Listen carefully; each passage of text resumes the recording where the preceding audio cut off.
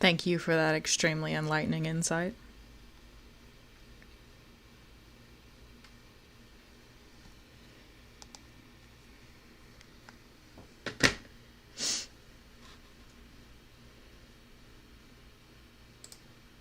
Hello. Oh. Tell me why my phone lighting up scared me. Robin, do you want to see a thing I bought? Do you want to see what I bought? I want to show you what I bought. It focus on it. Focus on it. I can't do, it's too big to do the beauty guru thing. Look at it. Focus on it. It's a Girls' Generation phone stand. And now it's got my fingerprints all over it. There it goes. There it goes. Yes, you thought it was twice for a second. No, look at these 2000s fashions. This is definitely Girls' Generation. Like, imagine seeing 9-member Girls' Generation merchandise in the year of our Lord 2021. So it's either very old or not legitimate or both. None of which bothers me. I did get it at an antique store, so it's an antique apparently. Okay. Twitch won't stop highlighting the unfollow button. Don't unfollow me. I wonder if I got it at the antique store. I wonder if you unfollowed me if it would make you not a mod. Don't try it, because I don't feel like remodding you. Oh god, I need a haircut. I'm getting a mohawk next. Hi, Jamie! Hello! Welcome, welcome! It's Pinewood Island time. Alright, I think we should just get started. I'm not wearing these stupid gamer headphones. You know why? It's because they hurt my head. And I paid $8 for them, and they were worth the $8, but that's just the issue, is that they were worth $8. And they act like it. They hurt like it. And even though it makes me look cool, like a cool gamer with my cheap plastic headphones, I can't live like that anymore.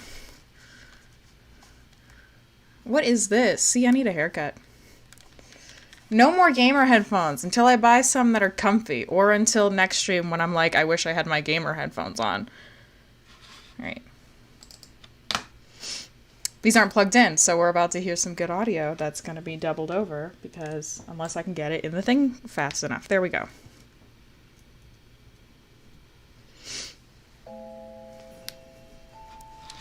I don't know anything about Pinewood Island. I'd love to tell you about Pinewood Island. All I know is, murder mystery dating sim, which are the two most me terms you could apply to anything. And if you hear that music, it's because... Come on, then. Take your time. We do love those. Murder mysteries and dating sims. There it goes. Okay, here we are. Okay, I don't know if my, like, camera and everything is gonna be in a weird, like, if it's in the way. And that's the kind of thing I would forget to check on. So if it's in the way of stuff, please let me know so I can move it. But I'm going into performance mode now because my computer is a potato. Yes, no spoilers. I want to be completely and utterly surprised. I was just thinking earlier, I was like, I'm sure there are death routes, right? Because duh, there are death routes. Also, let me know if the audio is bad, if it's good, if it's bad. And I'm like, only for the affection indicators. I forgot what I was saying. They pop up in that corner. Oh, they do? Oh, uh-oh. Well, that actually... If they don't... Do they pop up... Does anything pop up in the other corner? Because I can just switch to the other corner. There shouldn't be anything on the achievement screen because I haven't started yet. Yay, audio's perfect. Okay.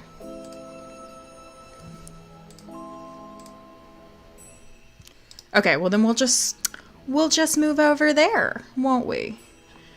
We're grouping these. We're moving these. Here I go, wee! And now I'm facing the wrong way, hang on. Am I facing the right way now? Yes. Okay. Boom. Like it didn't even happen. Okay. Opposite corner confirmed. That's so true. So true. Okay. Back into performance mode because things don't be running well. Okay, I'm excited, I'm excited, I'm excited. Let's go. Anyway, if I die, I die was the... Why don't we just take the camera and move it over there? Adult situations. Yep. We do that. Ooh, I didn't think I'd get to make a... I love making stuff. But that's not how you spell that. What's in extra and settings? I've already left. There's no more. You don't get to know. Okay, this is the color. Is it only the yes, it is. That's kind of fun. Should I make it look like myself, or... I guess I do have blue hair.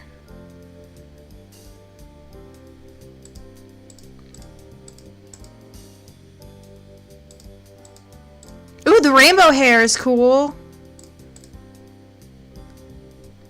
And then I'm pale as the night, the opposite of the night. The pink tips. I did used to have pink hair. That's true.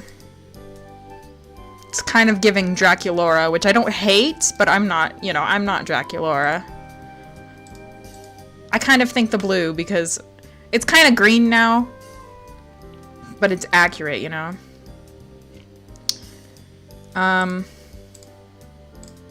Let's do pink. We love pink. We love to see it. What would I wear? That's the question. I would wear pink.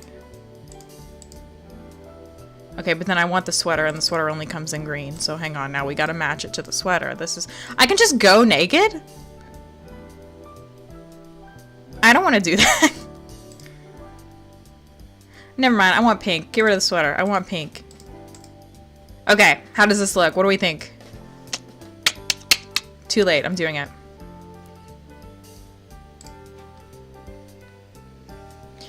Alright. Everything was packed and I was almost ready to leave. I was about to spend 4 weeks on a secluded island. I also had to study plants while I was there, but it counted for double the science credits. After applying for the grant, I almost forgot about it. What were the odds that I'd be awarded the funds to go? Then, a week ago, I got the email telling me that my essay had been the best. So not only was it an island trip, but it was paid for. I could never have afforded it otherwise. There had been a quick online meeting, but I couldn't tell if I would know anyone from that. It's not like I had seen their faces or full names. There were also a lot of rules about staying out of the water. It was fall and kind of chilly, but still, it seemed like overkill. But how did I feel about getting stuck on an island for a month?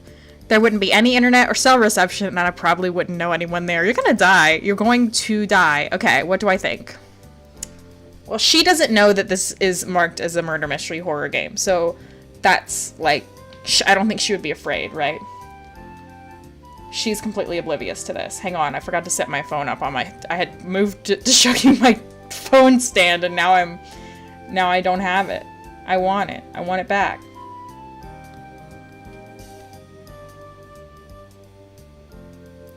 Alright. There we go.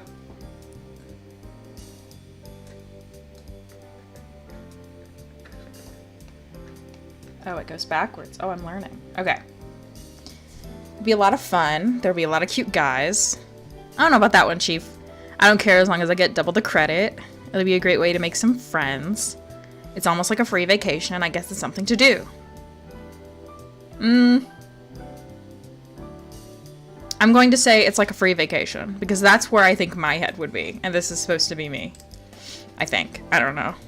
A loud buzzing from my phone made me jump. It was time. I had to go. I checked everything over one last time and then grabbed my suitcase. Ugh. The boat ride was longer than I thought it would be, and I spent most of the trip in the bathroom, miserable. Apparently I get seasick. That's good. That's good. That's bad. When the boat had finally docked at the beach, I was the first one off it. I stumbled when my feet touched solid ground, but I was too relieved to care. I simply let myself fall onto the sand, the nice, immobile sand. Ah, our first person! Are you okay? You still look a little unwell. I'm starting to feel better now, thanks.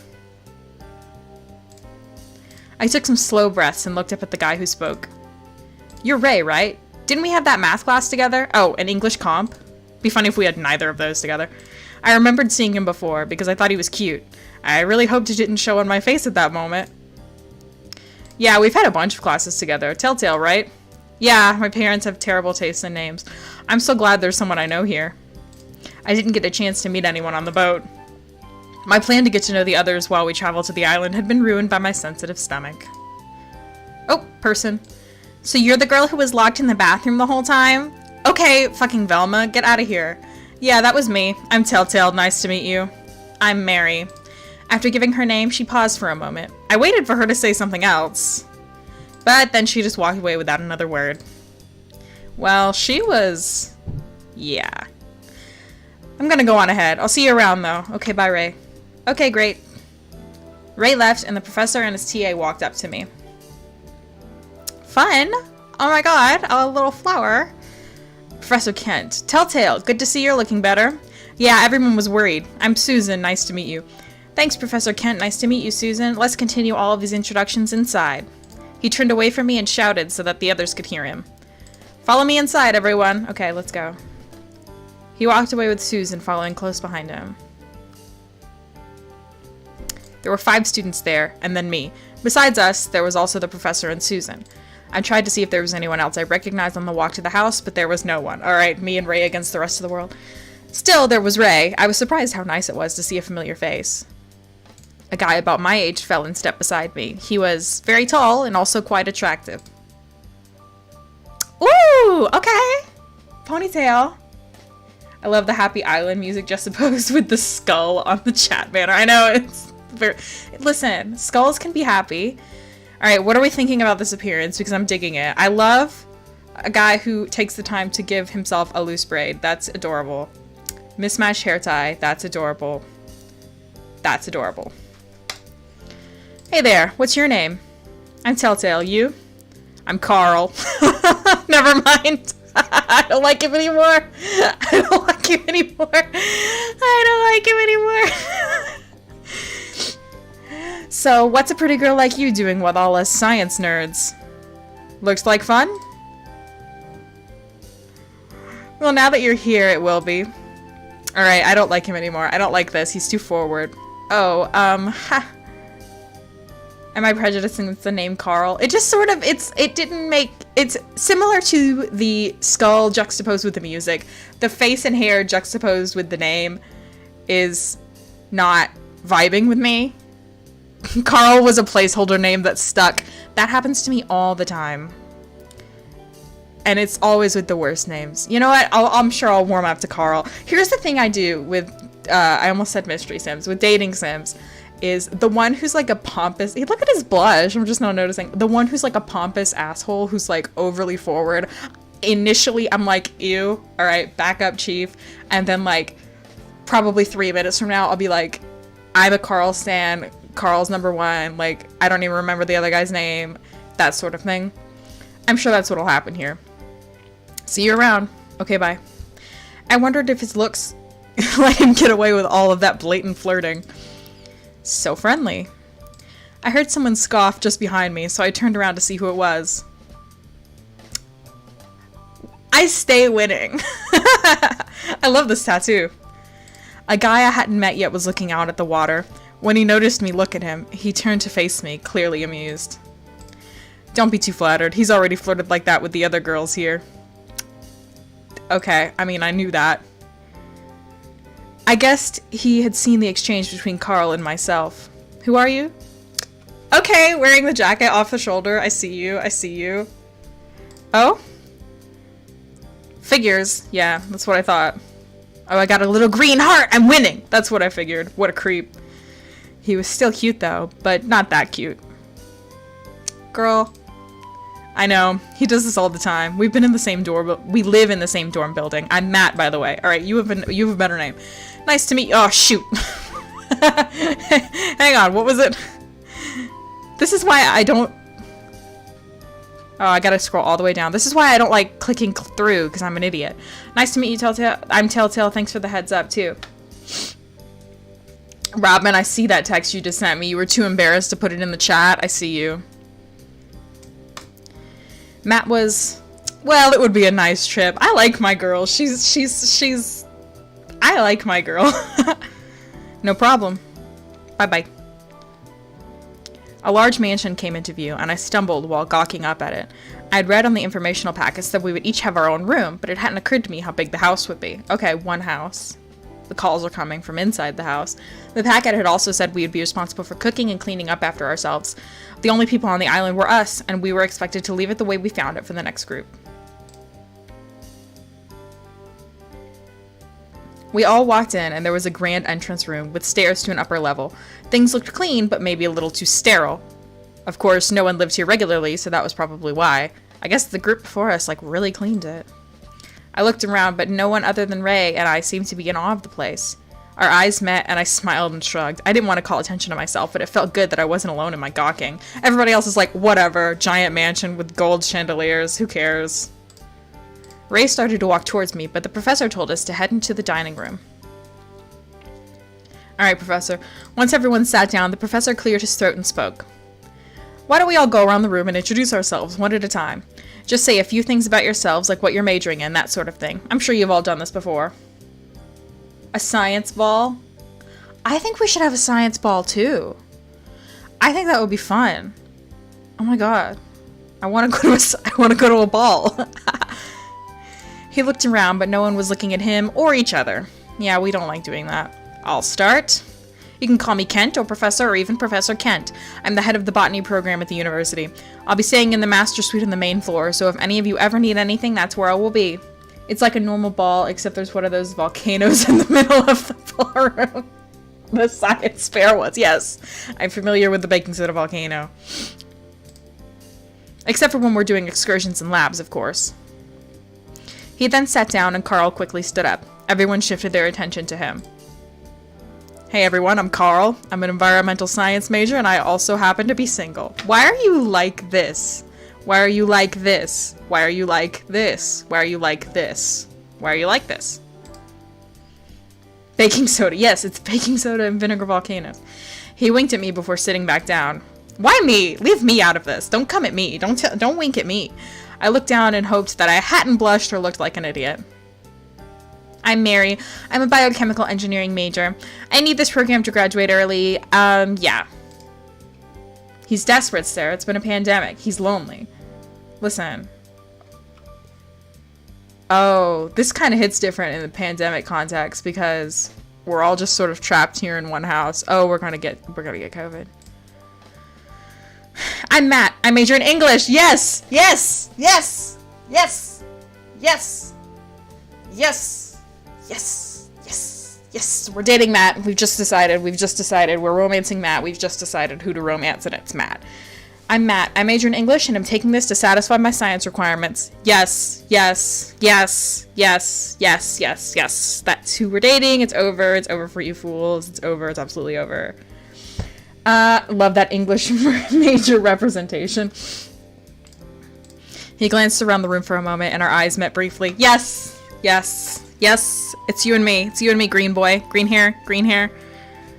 My hair is washed out to, a shade of green. People say, I love your green hair, so it must be green. We're kindred, green hair bros or something. Oh, I accidentally scrolled up. Oh my god, you can just scroll up! I forget how games work. He gave me a smile before sitting back down. See, that's better than a wink. That's normal. That's normal. Aww! A guy I hadn't met yet stood slowly. He looked like he would rather jump out of the nearest window than speak to everyone. It's okay, bud. I'm Jesse. Geology.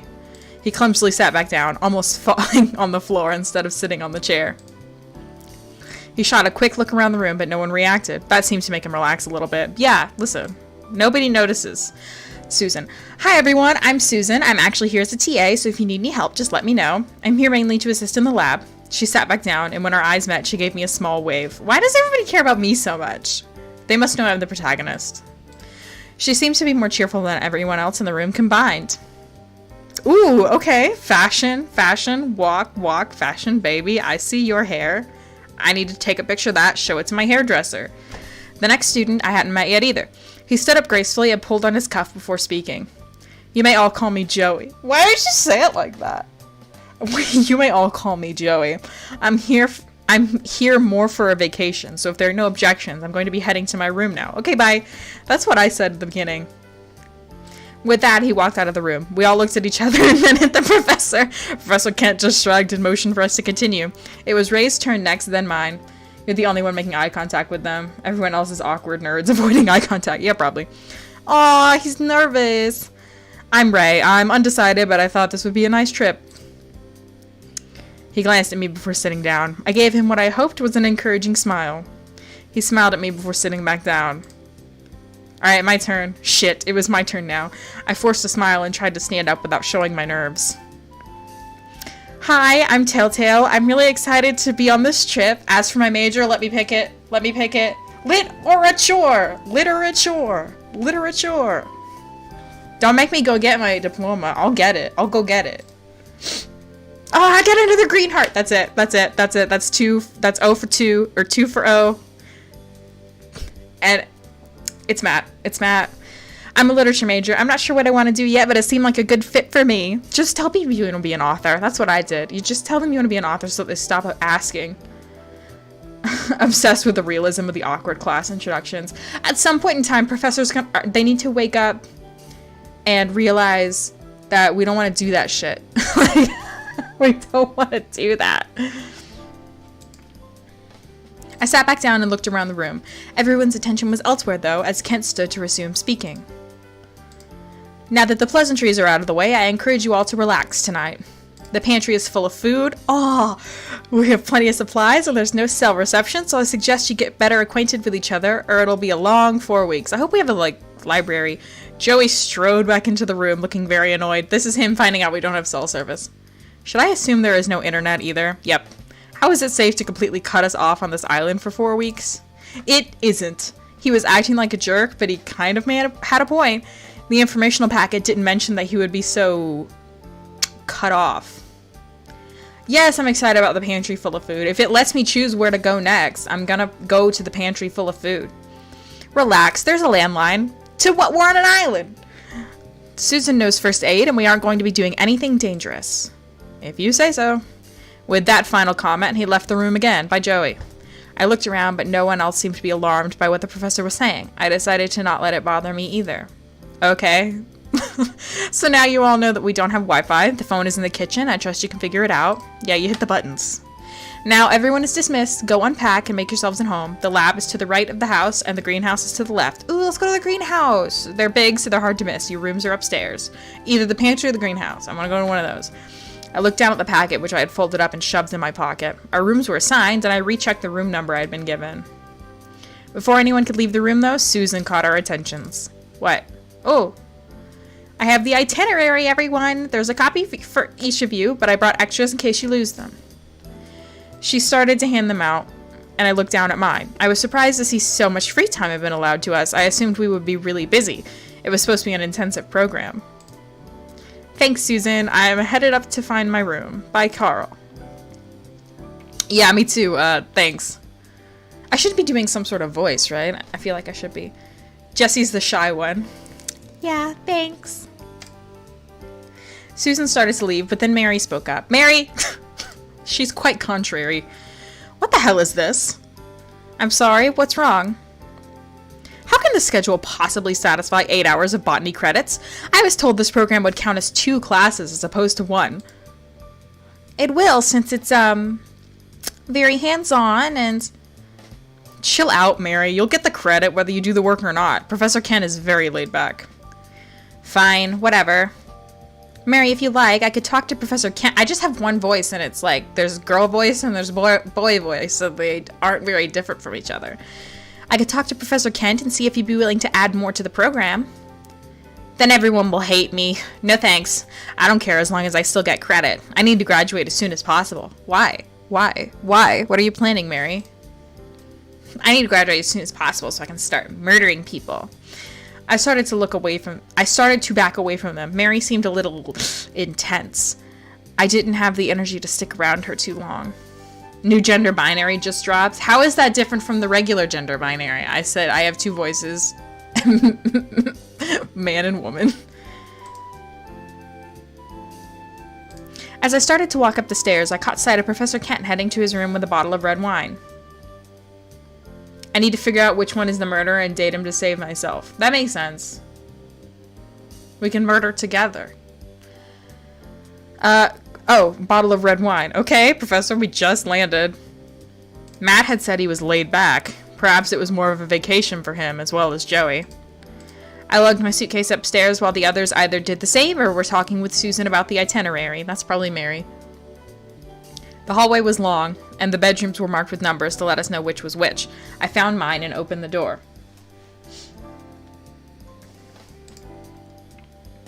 It's pink! My room wasn't anything special, which was a bit of a letdown. Just a bed, dresser, nightstand, lamps, windows obscured by a curtain, and desk. The furniture looked light and flimsy. I'm going to guess this was furnished after the university acquired the property. Because it looks like shit, yeah. On the informational packet, it had listed the mansion had been a gift from an alumnus who, after he passed. Oh, his fucking ghost is here, isn't it? The university had decided to use it as part of the botany program because of the impressive greenhouse and unique flora. I set my suitcase on the bed and started to pull out my things and place them in the room. The walls were thin and I could hear when the others came up the stairs and when doors opened and closed. That's not a good thing. There was no set dinner scheduled. In fact, none of the meals were. I was trying to decide if I should just go downstairs and grab something really quick or not when I heard a commotion outside my room. Oh no, we've already got our first argument. I took a few slow steps towards the door and then stopped. Should I really go out there? Was what was going on any of my business? If it actually lets me choose, the answer is yes, because one time I was at work and you can hear things that go on in the back alley, and one of the people who owned a business on the same street was arguing. He wasn't arguing. He was yelling at the guy who owns the business next to mine. And I just like poked my head out and they had already retreated, but there was like a woman who saw me and she started laughing. Anyway, long story short, yes. Check it out. A protagonist who knows how to stay in her lane, and then I'm immediately about to click, no, yeah, we're going to go check it out. Finally, I decided that I had to see what was going on out there. Oh, not these two. I stepped outside of my room and saw Ray and Joey arguing. Oh, they must, like, have their rooms messed up. Oh, no. Just switch rooms with me. No. What is your problem? What's going on? Hi, it's me to break it up. This jerk won't switch rooms with me. But, and for what? Can you guys keep it down? These walls are thin. What's even going on? Okay, me and Matt, okay. This is a sign. This is a sign. Me and Matt both decided to be nosy, right? This is a sign. We're now 3 for 3, right? Joey wants Ray's room. I'm not switching rooms with you, so just go back to yours. I mean, I want to know why he wants to switch rooms. Oh my god, look at those pants. Matt's pants. He's like, how many fucking straps can I get on these bad boys? I mean,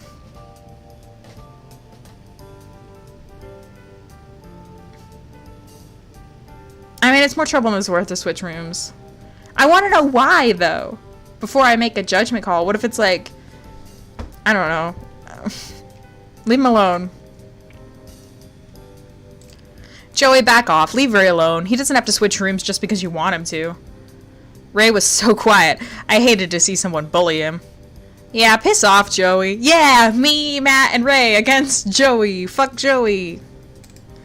Fine, whatever. He's gonna kill me now. Jeez.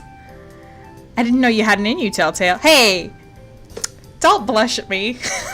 You keep that to yourself, young man. Thanks for standing up for me. He just wouldn't take no for an answer. Why did he want to switch rooms so badly? I don't know. He wouldn't tell me. Oh, I hope there's not something fucked up in there. Oh, now I want to know. Probably some trivial reason. You know guys like that. Nothing is ever good enough. I guess so. I'll see you guys in the morning. Good night. Is it really nighttime? Okay. After Matt left, I turned to go back into my room, but Ray grabbed my hand. Feeling a bit alarmed, I turned back to see what he wanted. Be careful, okay? If you need anything, I'm just across the hall. I will, but what could possibly happen? These doors have windows on them. You never know. There aren't any locks on the doors. Dead ass, there's not locks on the doors? Oh no. Well, let's go to the kitchen and get a knife. What? Really? Well, there wasn't one on mine. I looked, and sure enough, there wasn't a lock on my room either. You're right. I'm sure it's fine, though. It's just all of us here. Thanks, though. No problem. Good night. Night. We're gonna die. I gave Ray a small wave and headed back to my room. We were on a nearly deserted island with our professor and peers. What could happen? Girl, a lot of shit could happen. A lot of shit could happen. A lot. Quite a lot could happen. Quite several things could happen. Lots of things could happen. Good night. My stomach still felt delicate after the boat ride, so I decided to just nibble on some snacks I had brought and hang out in my room for the rest of the night. So I didn't get to go to the greenhouse or the snacks. I had set my alarm, but there was no need. As soon as the others woke up, the noises of them getting ready stirred me awake. I sat up in bed, feeling groggy, and got things together to wait for my turn to shower. Ooh, are we sharing one shower?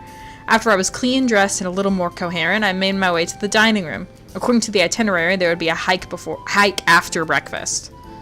Okay, fine. Why does nobody look like they want to go? As I walked in, I saw that there was something not quite right. The others were gathered together discussing something. It's not a big deal. I'm more than capable of taking all of you. Oh, is the professor hungover and he can't... I hope that's what it is. I don't really care either way. What's going on? The professor isn't taking us on the hike. Why not? He's drunk. He isn't drunk. Well, not anymore. He's just hungover. Don't worry, everyone. I am qualified to take you all out on the hike. If you don't want to come, it's all right. I won't tell Kent, so you'll still get credit. See you guys later, then. Okay, yeah, fucking course, Joey's not coming. Well, I'm going. I didn't sign up for this trip to just screw around. I guess I'll go too. Better than just sitting around here. I'll sit this one out. See you guys at lunch. Okay, bye. Oh, the other guys. What's going on? I'm going to be taking everyone who wants to go on the hike. Professor Kent isn't feeling well. He's hungover. Jesse. Oh, I am going. Telltale, what about you? Okay, what do we think? On one hand, there wasn't really anything to do around here. On the other, did I really want to go walking through the woods if I didn't have to? Okay. Matt's not going.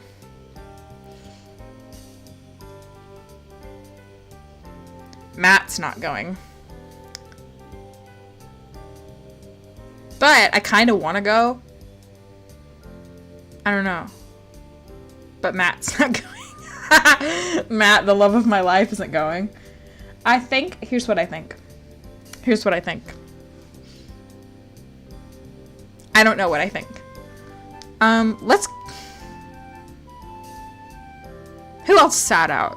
Matt sat out. Joey sat out. I don't want to hang out with fucking Joey. I can afford to do something without Matt.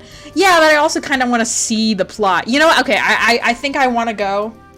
And if we're missing out on excellent Joey content, we'll simply have to play again. I said Joey. You know what I meant. Matt. I got a red heart. I think that's... Because yours aren't red, are they? I don't remember. Stay here in the stuffy mansion, bored out of my mind? No thanks. I think I'll go. I was looking forward to it, actually. What about you, Ray? Are you coming? Yeah, I'll come as well. Well, whoever is coming with me, meet me in front in about 20 minutes. Eat a good breakfast first. She looks so disheveled. Everyone else, I'll see you around lunchtime. Not that disheveled. She looks worried, is what I should say. I ate something quick and grabbed a bottle of water for the hike. Afterwards, I went out to meet the others.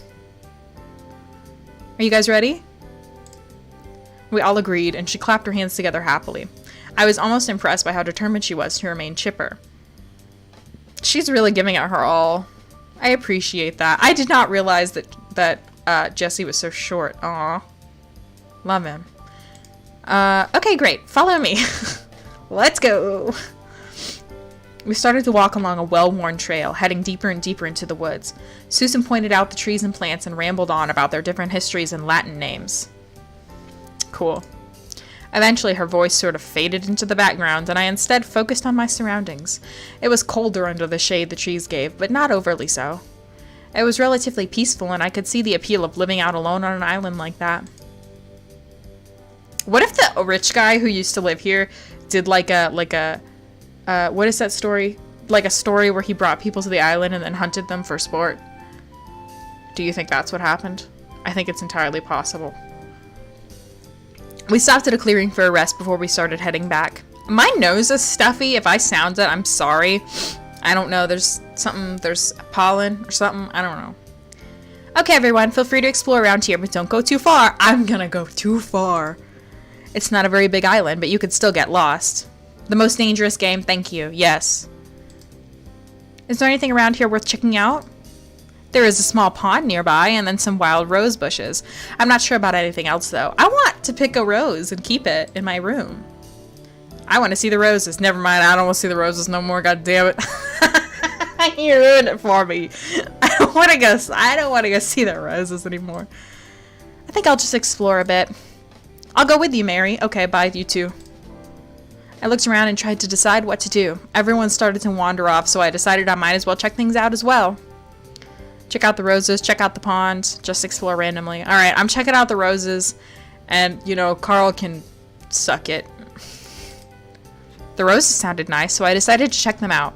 I don't think I had ever seen wild roses before. I heard that they had a heavy, sweet fragrance. I started to head out in the direction Susan had pointed. Eventually, the green expanse was broken up by tiny bursts of color. I couldn't help but smile when I saw all the roses. The air was heavy with their scent, so I took a deep breath. I started to walk closer to get a better look when Carl came up behind me, because of course he did, because he doesn't know how to mind his own fucking business. Why am I being so rude? This is literally his job. He's a romanceable character in a dating sim. He has to do this. This is literally, like, his job. It's really beautiful here. Yeah, it is. You know, don't even go there. I bit my lip to keep from laughing. Are you about to tell me that I'm beautiful too? What if he wasn't? That's embarrassing. Why would I say that? Am I that obvious? Yes. Maybe a little. That doesn't mean it was a lie. I do think you're beautiful. Well, I don't need you to tell me that. I stopped and looked at him for a moment. How could he be so...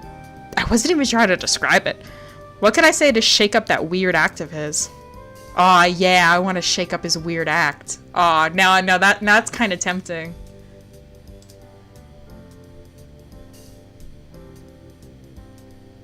Well, I did literally just in real life say, I don't need you to tell me that, so I guess I know.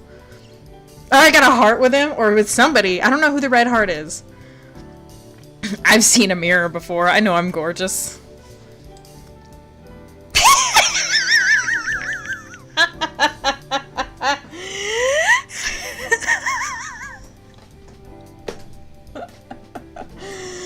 Oh, poor idiot. I caught him off guard, but he seemed pleased by it. Okay, I think the red heart is him then. I'm not gonna argue with that. See, this is what you gotta do. You gotta take the flirty ones and you gotta disarm them, right? You gotta disarm them. Because then they're forced to get down to substantive stuff. And that's where the interesting stuff is. If they're interesting. If they're boring, then, you know, sorry, we don't do that route. Or we do it last or something. I don't know.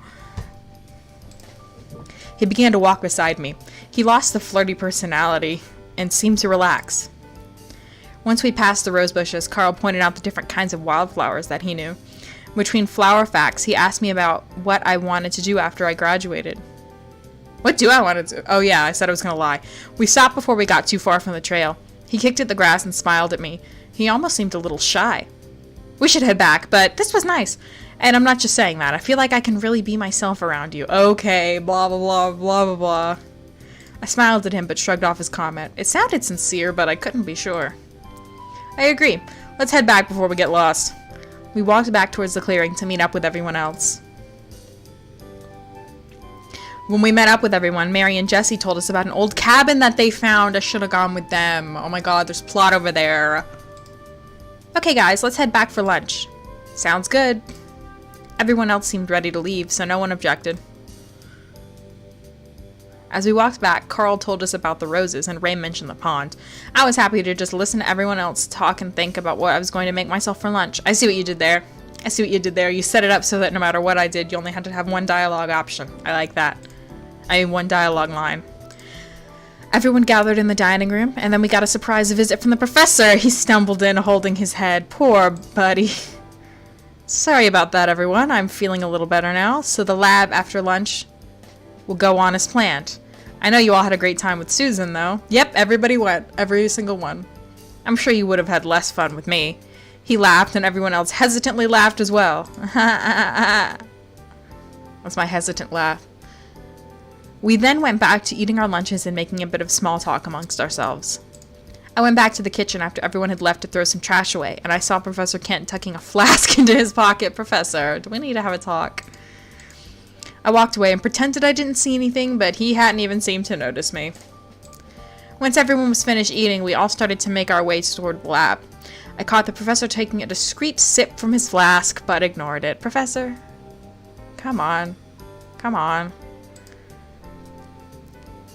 We piled in and found seats. The room was larger than necessary, so there was a lot of empty space. The professor walked up to a dry erase board and began copying notes onto it from a piece of paper in his hand. He started a lecture, but it was very dull. I struggled to pay attention and take notes. I knew there wouldn't be any tests while we were here, but we were supposed to write papers. I thought, but Professor Kent was just so hard to listen to. I bit my lip to try to keep myself awake. Stop biting your lip. However, I could feel my eyes starting to lose focus. Let's doodle. Screw it. We're a literature major. We don't care about science. I couldn't take it anymore. No one else seemed to be paying a close attention either. The professor wasn't even looking up from the paper he was reading off of, unless it was to write something on the board. I started to doodle on my notebook, and then I glanced over to see Oh, I got an email from customer service of something, and it made me panic for a second. I started to doodle on my notebook, and then I glanced over to see Matt doing the same. He caught me looking and lifted the paper to show me his drawing. I knew Matt would be doodling. Something in my soul said, Matt's gonna be doodling, so I should doodle too. Yeah, it's something. I knew it. I knew him and me. Alright. It was a crude and violent sketch of the professor with a knife sticking in his back. He smirked and put his notebook back down. I just smiled and shook my head. Matt. Hey, Matt. Matt. Did you happen to see the tags for this game on the Steam store? You can't just draw people getting stabbed. I wonder who's gonna die first. What if it was me and the game was really short? And once the lecture was over, we were dismissed for dinner. Everyone stood up and stretched. I was really not looking forward to 4 weeks of these lectures. But we had free time for the rest of the day, so it wasn't so bad. We all slowly gathered back in the dining room and kitchen for dinner. No one was talking, and there was a strange tension in the air. Professor Kent was openly drinking from the flask and was looking around at all of us. Oh, I have an idea. Beach party. You guys need to loosen up. Let's take some stuff out to the beach. Chairs, blankets, build a fire, and just relax. I don't know about that, Kent. I don't know if you should be around fire right now, especially when you got literal alcohol in your pocket. I won't even check IDs if anyone wants a few beers. Stop that. Stop it. He gave a pointed look at Jesse, who was probably the only one among us who was under the legal drinking age. That does sound like fun. Come on, guys. We can roast marshmallows. I looked around and saw that everyone had perked up. Maybe it would be a great chance for everyone to get to know each other and relax. It just sounds like a lot of work. Just don't bother bringing a bathing suit. As I'm sure you were told before, the water around the island isn't safe to swim. Why is that? He's so nervous. There are sudden drop-offs, and jellyfish and sharks are common in the area. The way, like, anybody asks the question and Susan immediately starts sweating, like,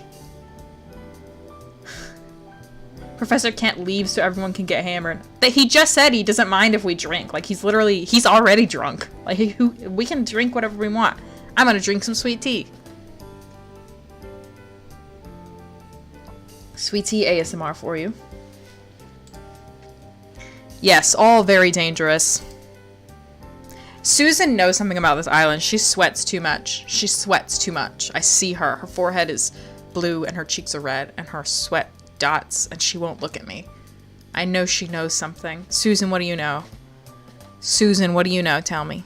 Tell me, Susan. Tell me, Susan. Tell me, Susan. Tell me, Susan. I'm sure just walking around the surf won't be a problem. Okay, don't swim. We get it. It's too chilly out now to swim anyway. Somebody's gonna swim in this story. I already know it. Somebody's gonna swim in this story. Hang on, give me 1 second.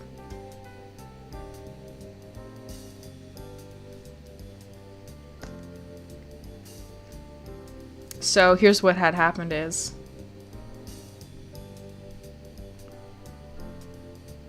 Oh, Rob, I was trying to figure out why you sent me this picture, but it's Twitch highlighting the unfollow button. Here's what had happened. I ordered a pizza for dinner, right? And the pizza place near me, I guess they're really understaffed, because here lately, every time I order a pizza after like 6 p.m., it takes like 2 hours to get here. So I was like, I'll order it now, and then 2 hours from now, we'll take a stream break, eat some pizza, see how we're feeling, see if we want to keep going another 2 hours. But now I'm paranoid that, like, it's been here the whole time and it's just, like, sitting on my doorstep. So hang on, I'm checking my notifications to see if they told me that my pizza was here. Watch it not be. That's the thing. I'm getting paranoid for nothing. It says they're on their way. I'm just gonna look real quick. Is that weird? I don't care. It's pizza. Alright, pizza's important. Somebody's stomping around. It scared me.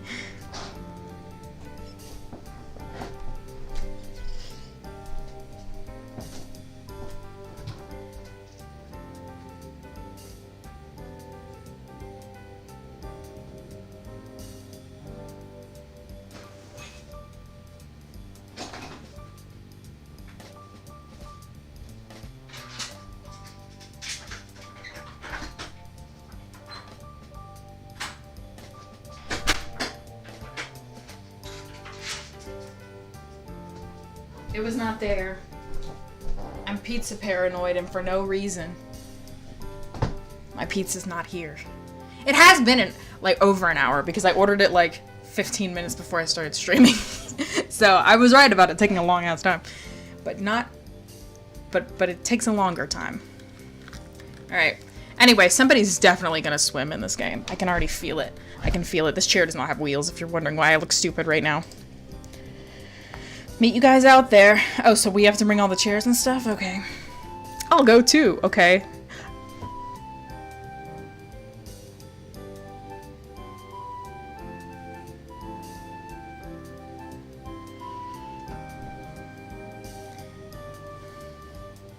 I'm looking at Joey and Professor Kent right now. Are they related? Because they have the same hair, the same body shape, and they have the same eye color. They have different noses. They both have moles on their... Well, I guess everybody has moles, because Susan has moles. That's my theory. That's my theory right now. Don't tell me if I'm right or wrong. That's my theory right now. They're definitely related. I don't think there's a big enough age difference for them to be like father and son. Unless I'm misreading Professor Kent.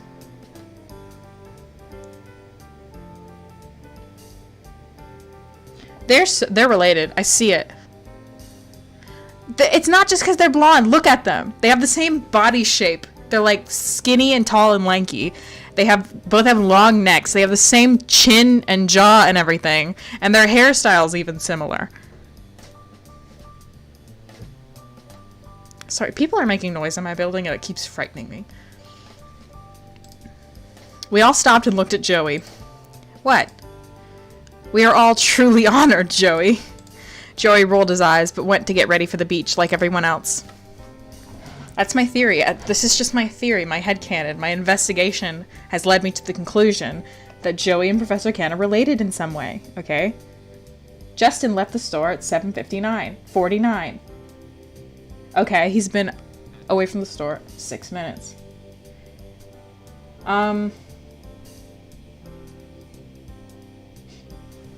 It's my headcanon. I don't know. I went into my room to grab a spare towel to sit on. I actually hadn't brought a bathing suit. Well, yeah. You were specifically told not to.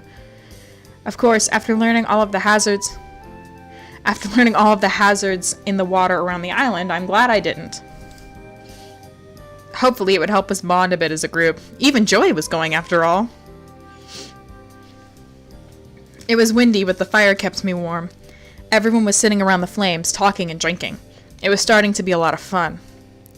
Susan brought a radio that she had found, and Carl was dancing to the music. Hit it, Carl. Yeah. Go, white boy, go, white boy, go. He tried to get Mary to dance with him, but she just stood there, making everyone burst into fits of laughter. Well, everyone but Jesse, who had decided to step in and pull Carl away. Mary gave him a small smile, and even without much light, I could see him blush. Aw, we got a double J sort of situation going. I said, well, double J. Why did I say double J? Her name is Mary. We got a JM situation going. Joey and Matt were playing cards, and from what I could tell, Joey was winning. At least he was smiling, so I assumed he was winning. Jesse joined their game, while Carl sat down on the sand beside Susan. I'm by myself. Nobody wants to hang out with me. The professor was drinking heavily, but maybe that was normal for him.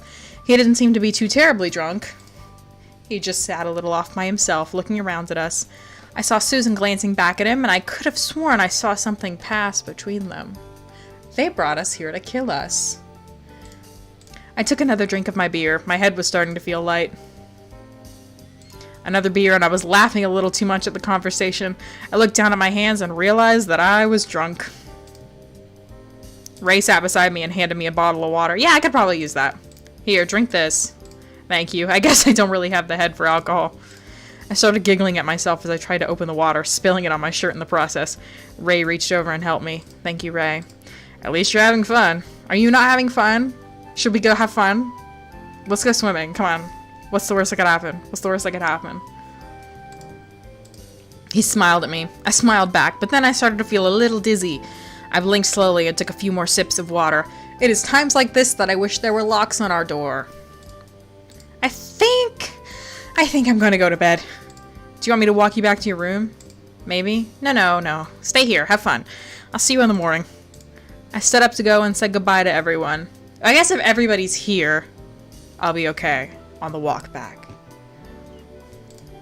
Aw, already had enough? Yes, I had 2 beers and I'm about to die. I wish you'd stay. Be careful, Telltale. Are you sure you can make it alone? Of course I can. Good night, everybody. I stumbled back towards the mansion, holding my hands out to keep from falling. What am I gonna see? It felt kind of lame being the first one to leave the party, but I didn't want to drink too much and be hungover tomorrow either. I took another drink of the water Ray gave me. When I think about it, he might have been the only one here who wasn't drinking any alcohol. At least I hadn't seen him drink any. It was dark, but I could make it back to the mansion just fine. I walked inside. Okay. The light inside felt really bright, so I blinked a few times to let my eyes adjust. I took my shoes off at the door so I didn't track sand everywhere. Then I heard footsteps behind me.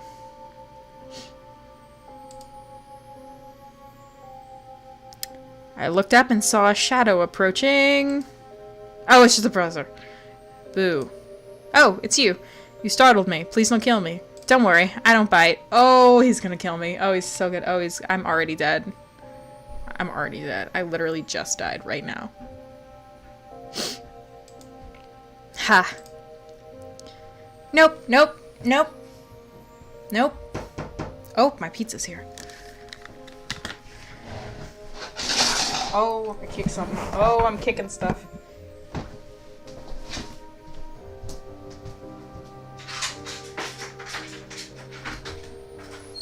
Hello. Hello, thank you. Have a good one. You too.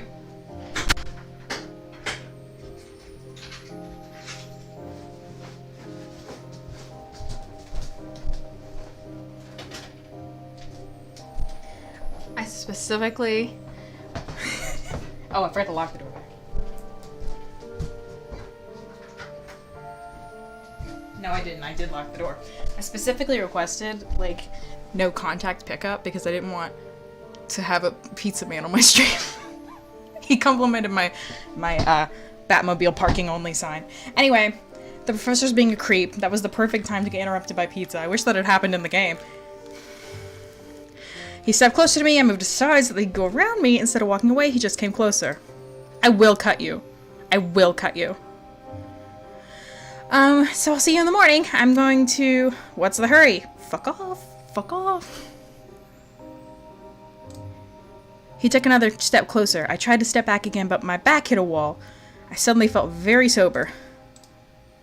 I really didn't like the look in his eyes, or how he was closing the space between us. What should I do?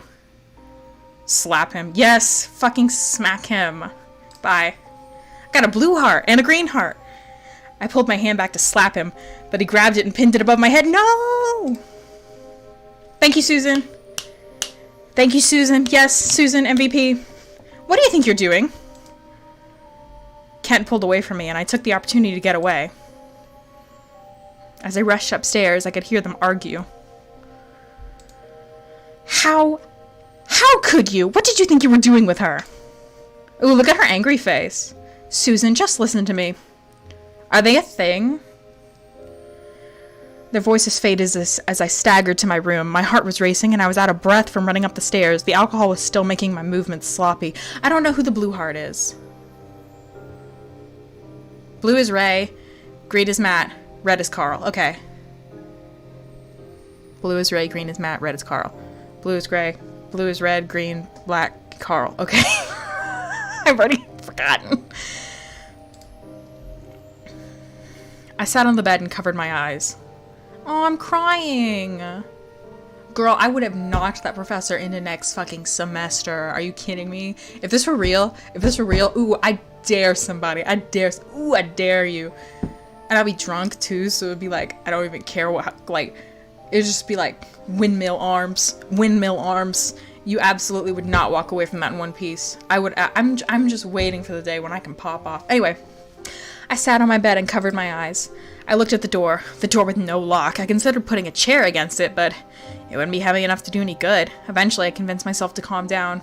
See, that's what I would do, is just put something against it, and then at least when somebody opens the door, they would run into it, either with the door or with their bodies, and then, like, it would cause a ruckus, and everybody would be like, are you okay? And how come my emoji didn't work? Anyway, I'd be like, are you okay? And he'd be like, no, like, there's a creepy fucking piece of shit in my room, you know? He was probably just drunk. He wouldn't even remember what had happened, so I just forgot about it too. I would literally sue God. Like, I would be on the phone with the president of the campus. I'd be like, hello, police? I need you to get this man. I need you to punch him into the sun. She is crying. Nothing happened, so I blinked away some tears and tried to control my emotions. I changed into pajamas and laid on the bed, but every sound outside my door made me flinch. My thoughts jumped all over the place, but I tried to quiet them. I think what I would do in this situation, I would go to probably like Mary's room or something and be like, hey, I know you don't like me, I don't think, but the professor's a fucking freak and I'm scared. And she'd be like, I got you, you know, the enemy of my enemy, our enemy being creepy men. Okay. The day is over, so I decided to call it a night. Ah! I hope Susan killed Professor Kent. I hope that's the first death. Ooh, the music changed. A scream jolted me awake. I blinked a few times, confused. It was morning, but still pretty early. I wanted to believe that I imagined it, but the sound of everyone leaving their rooms and running in the hallway chased away any doubt. Girl, I hope you brought an oversized hoodie, because I know you're sleeping with no bra on, and there's a lot of men here. Where are we going? What's happening? What happened? I don't know. I came from downstairs. Matt, let's go. Let's go check it out. Come on, Matt. Let's go, Matt. Let's go. When we walked downstairs, we saw the others. Why are we the last ones down? I heard a scream. I think it came from the master suite. Oh, Susan killed Professor Kent. She did. She had to have. I'll check it out. Jesse? Who are you all of a sudden? Love has made you brave, Jesse. Love has made you brave. Wait, there's Susan. She just... Okay, hang on. 1, 2. Okay. Everybody's here. I'm looking at it. Everybody's here. The only... She did it. She killed his ass. Look at her. He's the only one not here. He's dead as fuck. He's dead. He's gone. He's dead. Yes. Susan, the MVP. Okay. He's dead. Faking ass, lying ass. What? Kent, I went in there to wake him up for his morning's hike. Look at everybody's faces. Oh my god, this art is so fun. Look at Matt. Matt literally looks like a zombie. Okay, Matt, Ray, and Carl. I have to, like, I can't get them mixed up. Her voice trailed off. She reached up to cover her face, but saw her bloody hands and whimpered. Is this supposed to be some kind of joke? She may have girl bossed a bit too close to the sun. Yeah. Oh. Go see for yourself then. I'll go call 911. The landline's been cut. Landline's been cut, baby. I know it's been cut. We're stuck here until the boat comes and gets us. We can't swim out.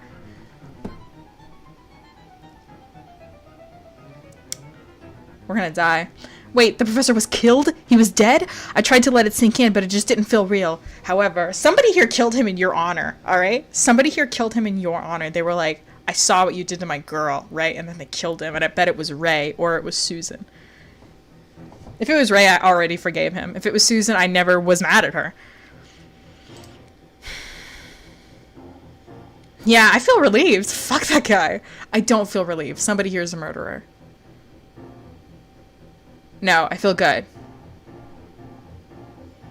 No, I feel bad. What do I feel? I feel relieved. He sucked. I almost didn't want to admit it, but after what he had done, I'd be like, oh, look at the little, like, biting his lip. That's cute. I don't understand what happened. How? I mean, so much blood. So much blood. I think someone stabbed him. Yeah, it was probably me. Me, not my character. Me. I was in there and I was like, how dare you? You know, that sort of thing. Calm down. Did you see who did it? Of course she didn't. Did someone break into the mansion? From where, Carl? From the other cabin. No. I think it's one of us. No, I walked in there and he was just... Wait, sorry. I walked in and there was just... No one else was there. They could have done it at any point during the night. It must have happened last night while we were all asleep then. The phone isn't working! Yeah, that's what I fucking thought. What? No! Susan and Mary both went back to the kitchen to check on the phone, and I got left alone with all these boys. I looked back at the open door to the master suite. I gotta know. This is ridiculous. I'm gonna go see for myself. Me too, yeah, let's go. I don't know if we should. No, I just want to know, you know? I just want to know. Are we just gonna, like, live in this house with a dead corpse in it for 4 weeks? I don't want to live in this house with a dead corpse in it for 4 weeks. But I also don't want to move it. If Jesse dies, I'm also suing God. I'm attached to this nervous child. He's not even nervous anymore. He was gonna go check it out. Because you know why? Love has emboldened him. The love of Mary has emboldened him. I don't know if we should. I'd like to see if this is real and not some fucked up prank. Just throw the corpse in the ocean. Who cares about international law? I think we would maybe, like, all go to jail for that one. Matt shrugged and started walking towards the room. Ray and Joey followed him. Go! I want to go too! Jesse, stay behind with Carl. I want to go. I don't want to see. I'm staying here. Me neither. I want to go. What was I going to do? Did I really need to see the professor's body? Would I believe that it had really happened if I didn't? Yes. I want to see it. I got a green heart. I need to see it for myself. I can handle it. Ooh, they can't handle it. Why am I nauseous in real life?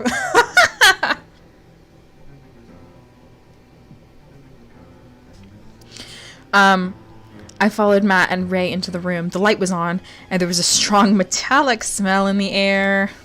Kent, or his body, was on the bed.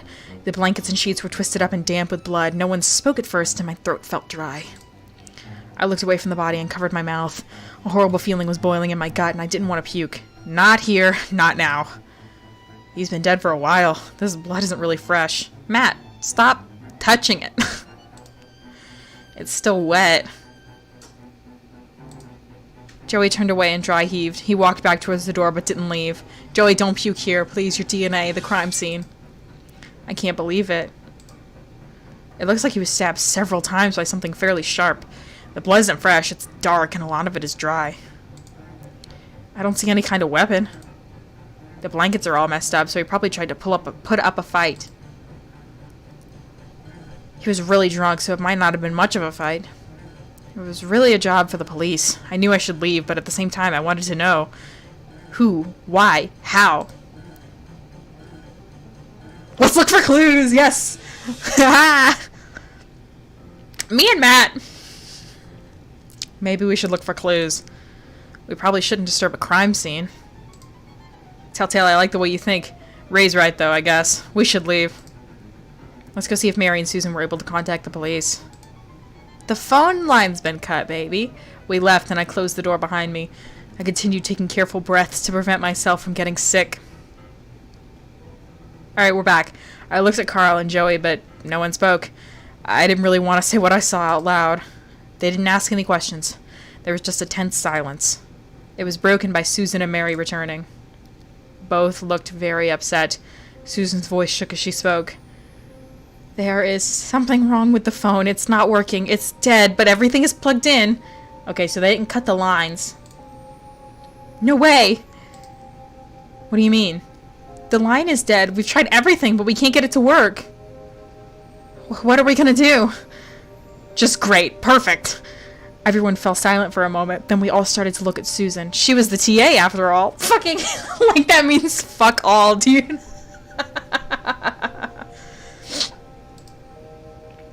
Is there really no cell reception on the island? No, not that I know of. What about a radio or a boat? If there's not an emergency boat here, I know there's not because the plot wouldn't work if there was, but imagine an island with no, like, emergency boat.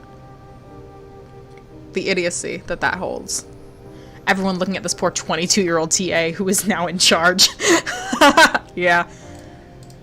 The boat that dropped us off will come back for us, but that won't be for 4 weeks. Other than the landline, I know of no way to reach the mainland. We're gonna swim it, baby. Matt kinda looks like a fish person. There isn't another boat on this whole damn island or a phone, really? We should see what we can find. We can split up and search for a boat. I do not want to split up. This is not Scooby-Doo. No, no, no, no, no, no, no, no, no, no, no. We can split up and search for a boat or another phone. No way we should split up. There's a murderer on the loose. Unless the murderer is one of us.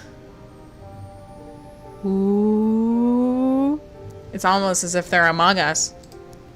One of us? Look at their faces. Wow. No way. I suppose it's possible. We shouldn't start pointing fingers. It'll only lead to chaos. You really forget the end in Among Us? Among Us? Okay, okay. Just let me think for a moment. Everyone fell silent and waited.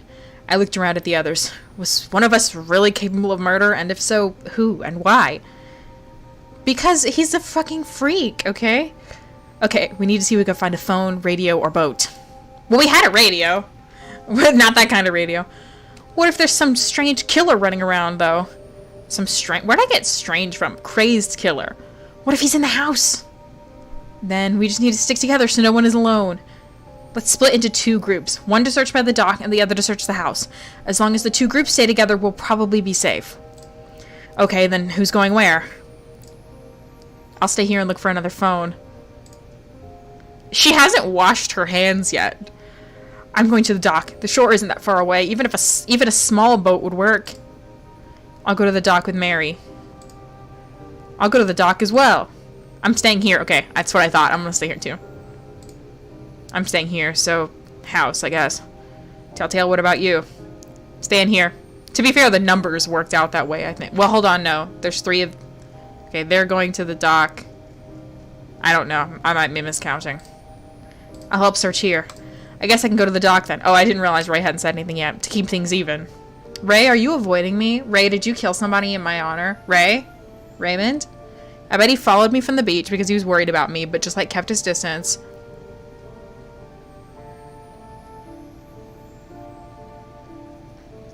They have cell phones, but they just can't reach reception from here.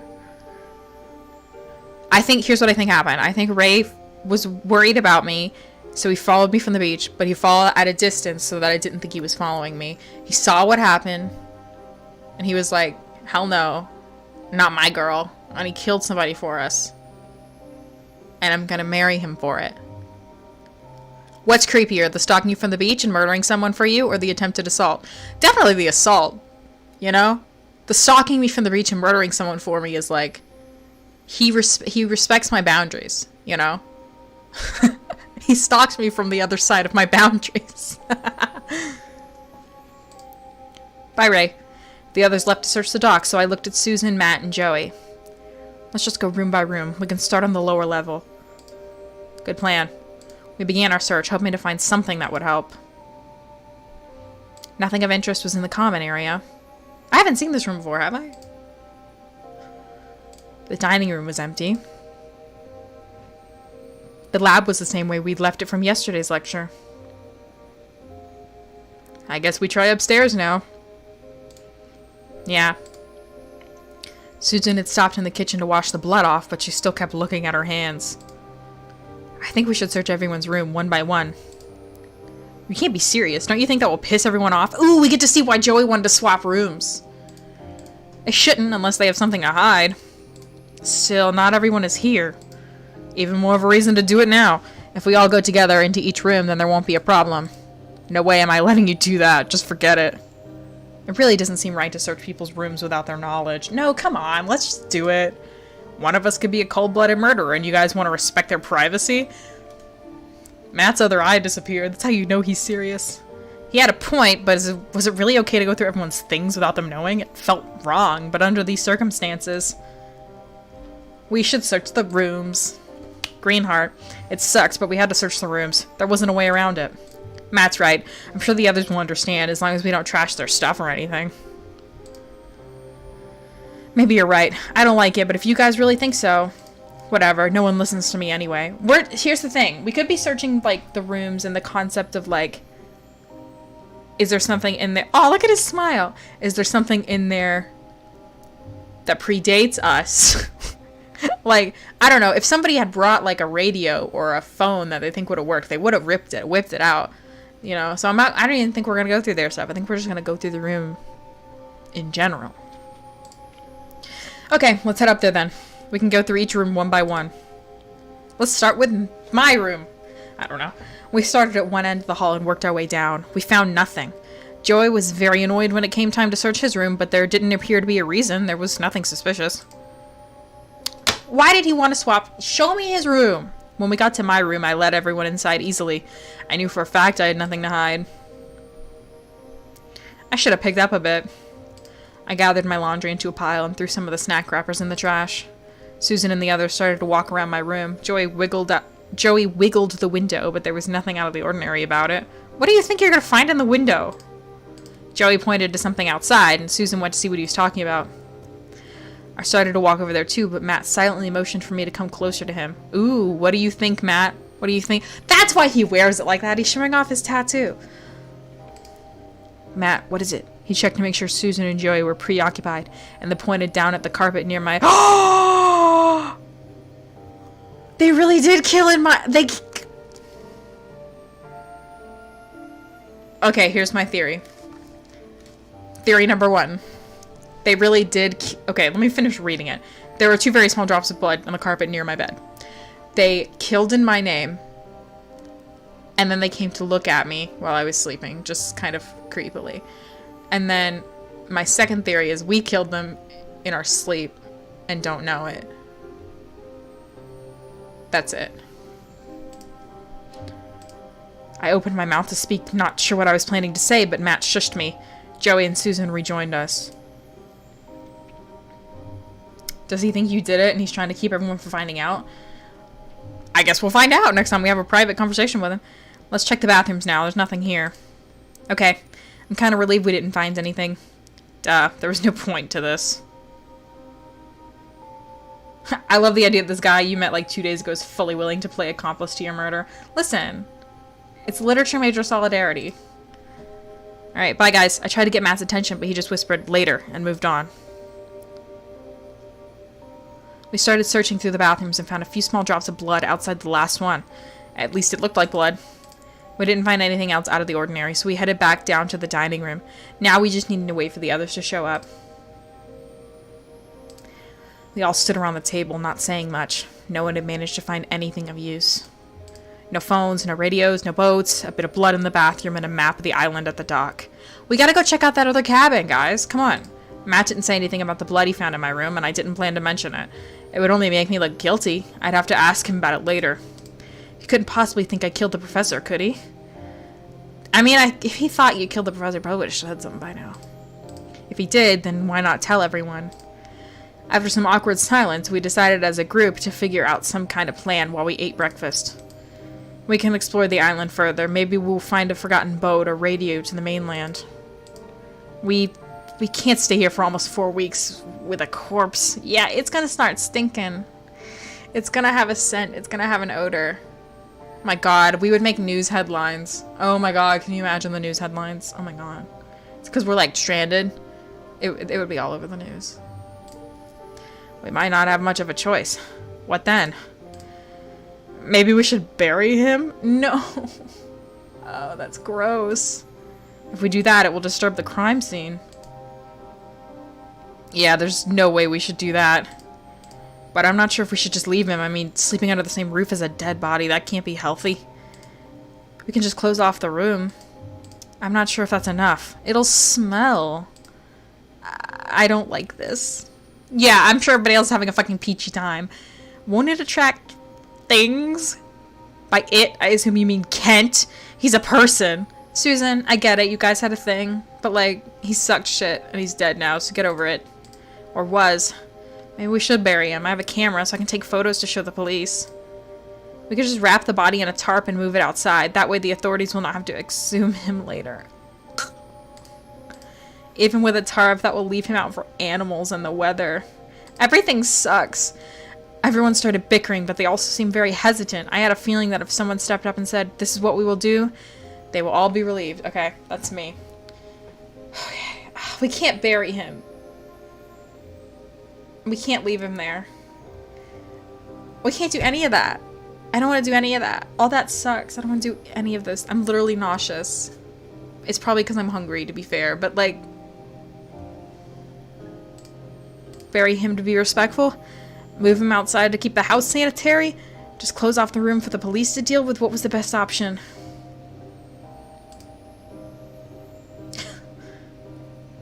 Oh, I don't know. The smell! Oh my god, we can't do any of these things.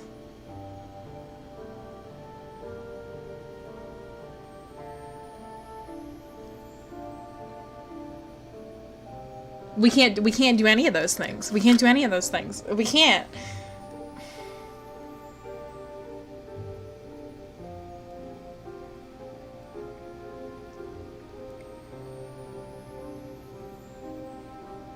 Okay, if we're thinking that we're honest to goodness gonna have to be here 4 weeks, then we bury him. But if we're thinking we're gonna get off the island before then, we can't just move it outside. Like, literally animals will just eat it.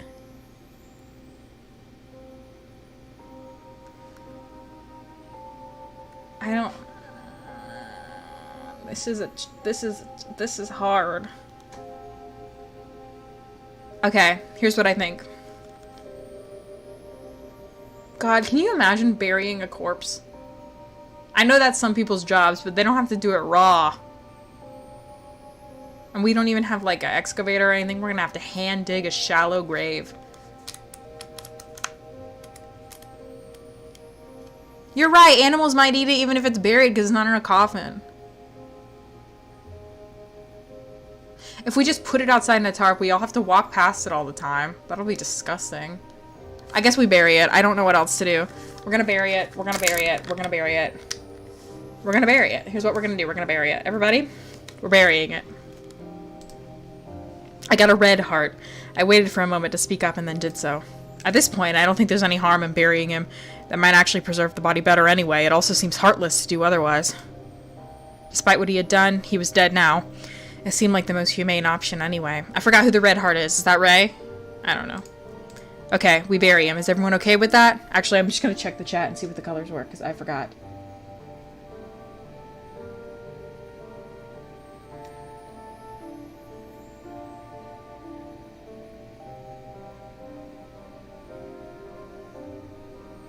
Red is Carl. Okay.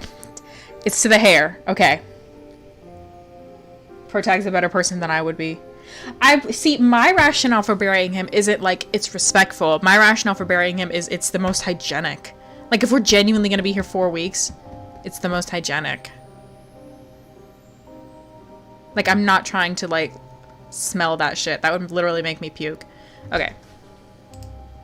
No one objected. I had a feeling my assumption was right. Everyone just wanted someone, anyone, to make the choice for them. We sat around looking at each other, just trying to come up to terms with what had happened. Oh, shoot, I wasn't paying attention. I just don't understand. I still can't really believe it. I don't know if I can do this. I'll be okay, Mary. We can get through this. I know we can't. See, he's bold. Love has made him bold. He's shorter than her, which is so cute. He's a short king. We don't have any choice. I'm gonna figure out who did this and why. Why are you deciding? I don't even care. It's you and me, Matt. How do you think you're gonna do that, exactly?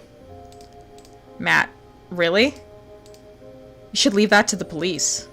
It's not like I'm gonna have anything else to do. We could still do the labs and... Mary! You can't be serious. It could be a good way to keep busy. I have a copy of all the notes. Y'all are crazy. No, we're not doing the lab. Actually, you know, she might be right. It might be a good way to keep busy. Susan's voice seemed distant, and she wasn't really looking at anyone as she spoke. At least she wasn't crying. I think it's a good idea. The important thing right now is for everyone to remain calm, if that'll help. You guys have fun with that, but I'm not interested. You can count me out as well. It's not like we're gonna force anyone. I mean, none of it matters now. I think we all need some time to process this. We started to split off. Joy went off on his own. Mary, Jessie, Susan went up to the lab. Carl and Ray went to the kitchen to clean up after breakfast. When did we have breakfast? Matt left without another word, though I could guess what he was planning. I headed up to my room and sat in silence to gather my thoughts. I wasn't in the mood for company. The day is over, so I decided to call it a night. I thought we just had breakfast. I'm confused.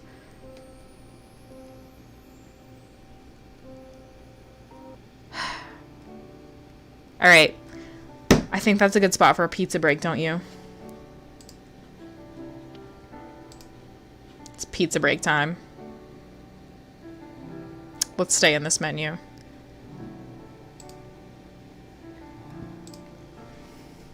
Pizza break. When your day is so bad, you wake up and go right back to sleep. Okay. Even though there are only 3 of us here, and one of us literally wrote the game, I want to hear theories. I'm gonna go get my pizza.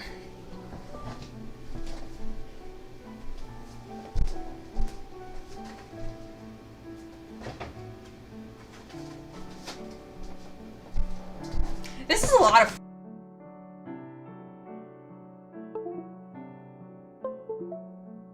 Not done yet, but I can't really say theory. Yeah, I mean, you could make something up off the wall. Like, aliens did it or something. Ew, I just watched my VOD back and I saw myself walk away. Disgusting. I think...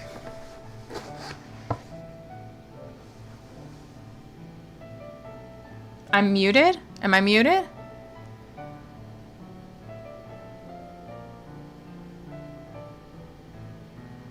Are you saying that I'm muted?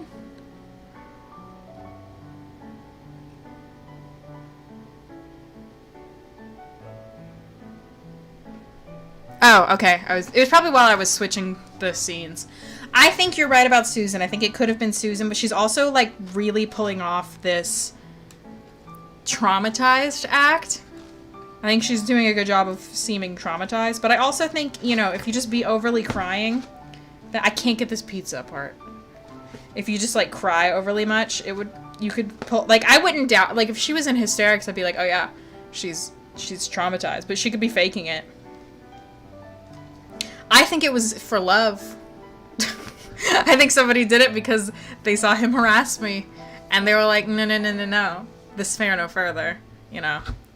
Okay, but if the murderer is one of the love interests, Jessie could have done it because that nervous, and then you stop being nervous. Sus. It's love. Love made him bold. Love made him bold. I'm telling you right now, it's love made him bold. Also, I don't see the motivation. Like, I don't think he would have just been like, oh, he's a creep, I'm gonna kill him. Unless he was a creep to Mary. But he wasn't. At least I don't think he had time to be. Ray, Matt, or Carl. See, here's the thing. I think it's probably a love interest, because that seems like it makes the most sense, you know? Personally. It's pizza time. That would be cool. If it's whichever boy you had the highest affection with at the time. That's love. That's what that is.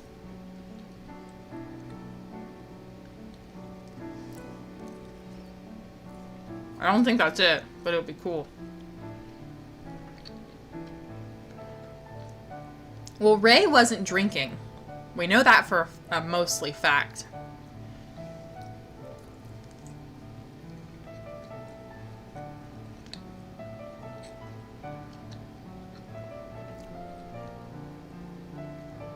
It is possible somebody's living in that cabin. The thing is, I feel like when Mary and Jesse found the cabin, they would have been able to tell if somebody's living there. Unless they just weren't home. Why is there blood in your room? Definitely whoever did it was standing over me like, my precious, you know? I can share my pizza with you. I ordered enough for the class. Here. There you go. That's what I'm saying. They definitely came in and loomed over my bed all creepy.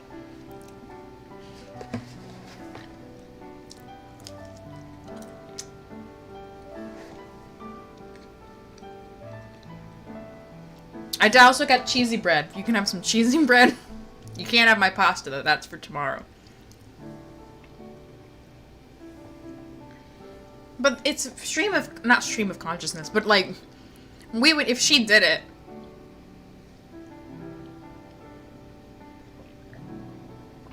Can I mail the pizza? I sure can. I will mail you some cheesy bread. I will mail you a single piece of cheesy bread. And not a single piece more.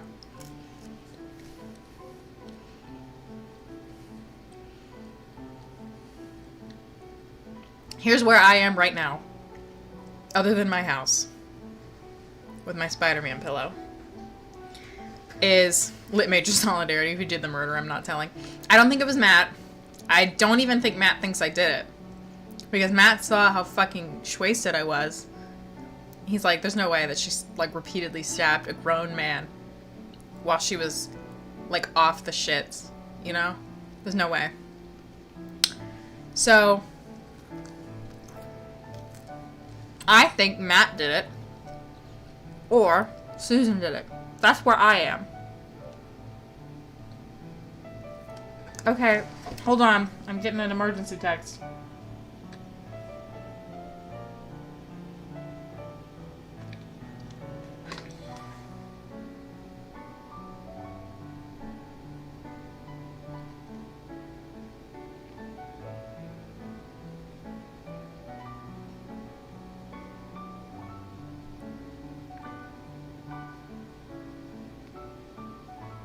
Someone's like, I need you to pick me up. And I'm like, I don't have a car.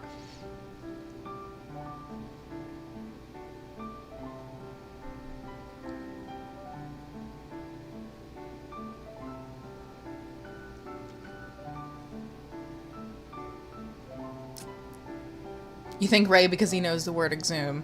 Matt said that's definitely just period blood, but it's still sus. I need to clean that up. I might need to call somebody an Uber. I don't think this person knows I don't own a car.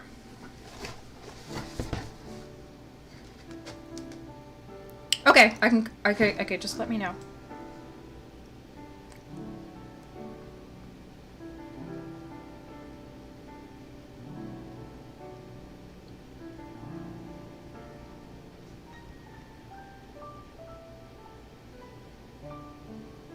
Why am I saying just let me know out loud?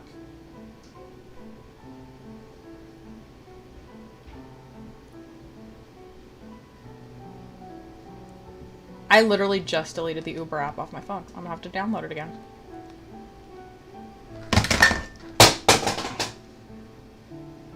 That was me dropping my phone onto my mouse and then my mouse crashing to the floor. Now I've accidentally right-clicked and I'm covering up the chat so I can't see what you're saying to me. Will you show your stream? Will you show stream your As for me in my house, we shall ignore endgame sign. You can see it. It's, right there. Word for word, as for me in my house, we shall ignore endgame.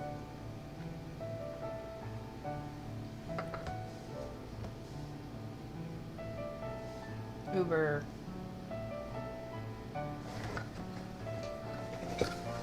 Chaos, yeah. Yeah, I'm pure chaos. Here's my mouse.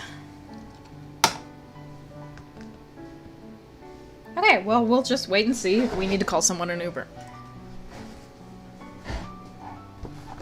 One more piece, and then I think we'll get back to it.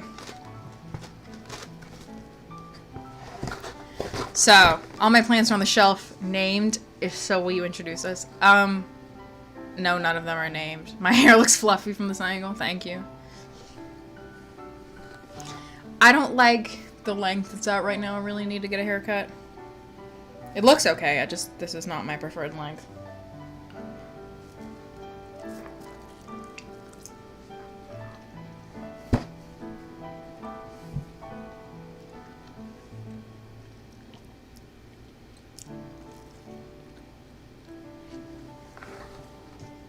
Would anyone like to see the most important boy?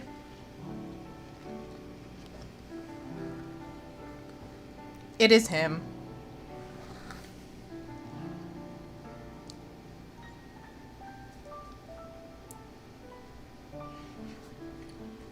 It is him, the most important boy.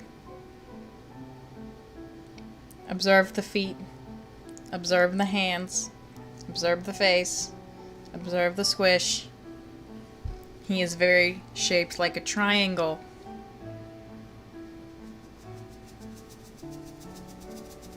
That's the sound of his beans. I got this at work. These came in, and the second I saw it, I was like, well, I simply have to have that. And we've already sold out of them because they're so adorable. People see it, and they're like, I must have this. And they don't even think about it twice. And I know because I was that person, and so were all of my coworkers that bought one. His name is Squonk, because he just kind of goes squonk, you know?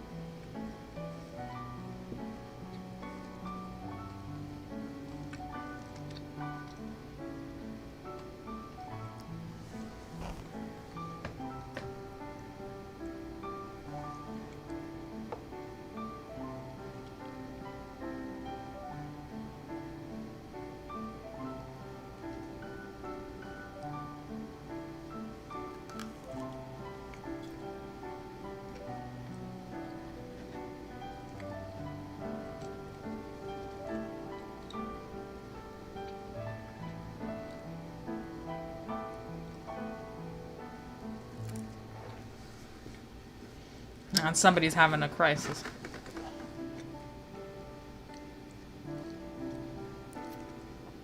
Eat your sesame chicken. Don't get pizza. Just listen, don't do what I do. Don't have so many leftovers and be like, I need something new.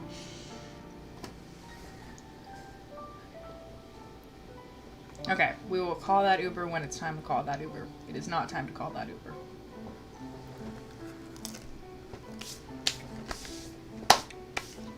It's too late for you?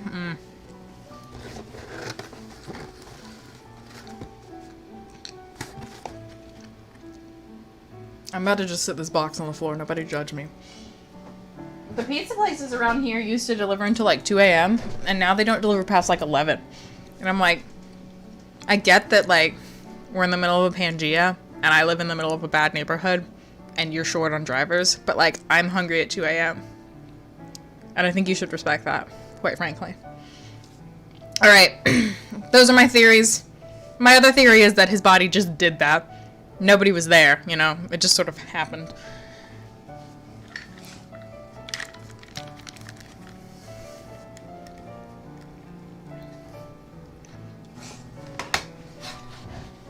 This is good music. Come back, Pinewood. There she is.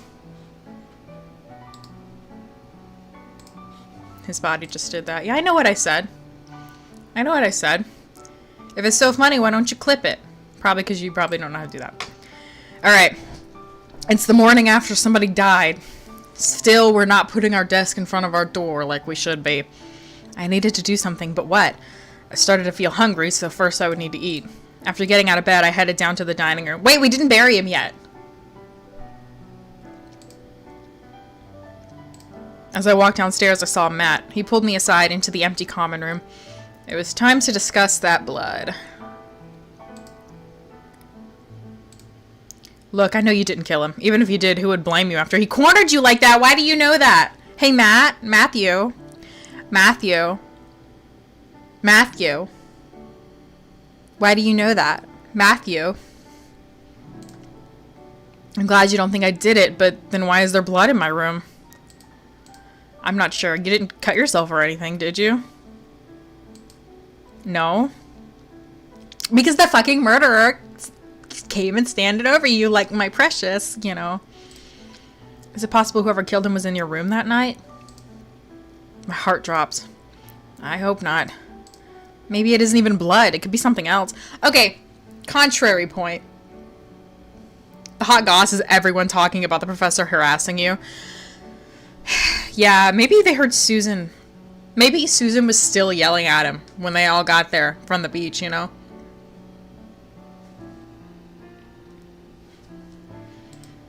I shrugged. I had no idea what to say. If the murderer was in your room, be careful, okay? Oh, look at his little blush.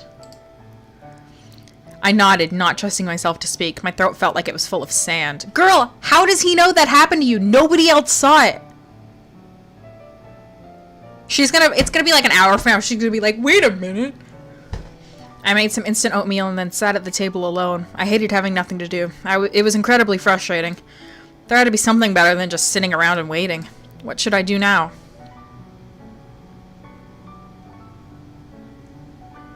Matt might have done it. He might have followed us from, but Ray wasn't drinking, and I'm hanging on to that because that seems important to me, because he would be capable of overpowering the professor very easily. Everyone on the island except you did it. Oh! On some fucking that train murder shit, Orient Express shit, like they all were like, yeah, this guy sucks, stab, you know. Maybe. It feels not true, but it could be true. I would be happy if it were true.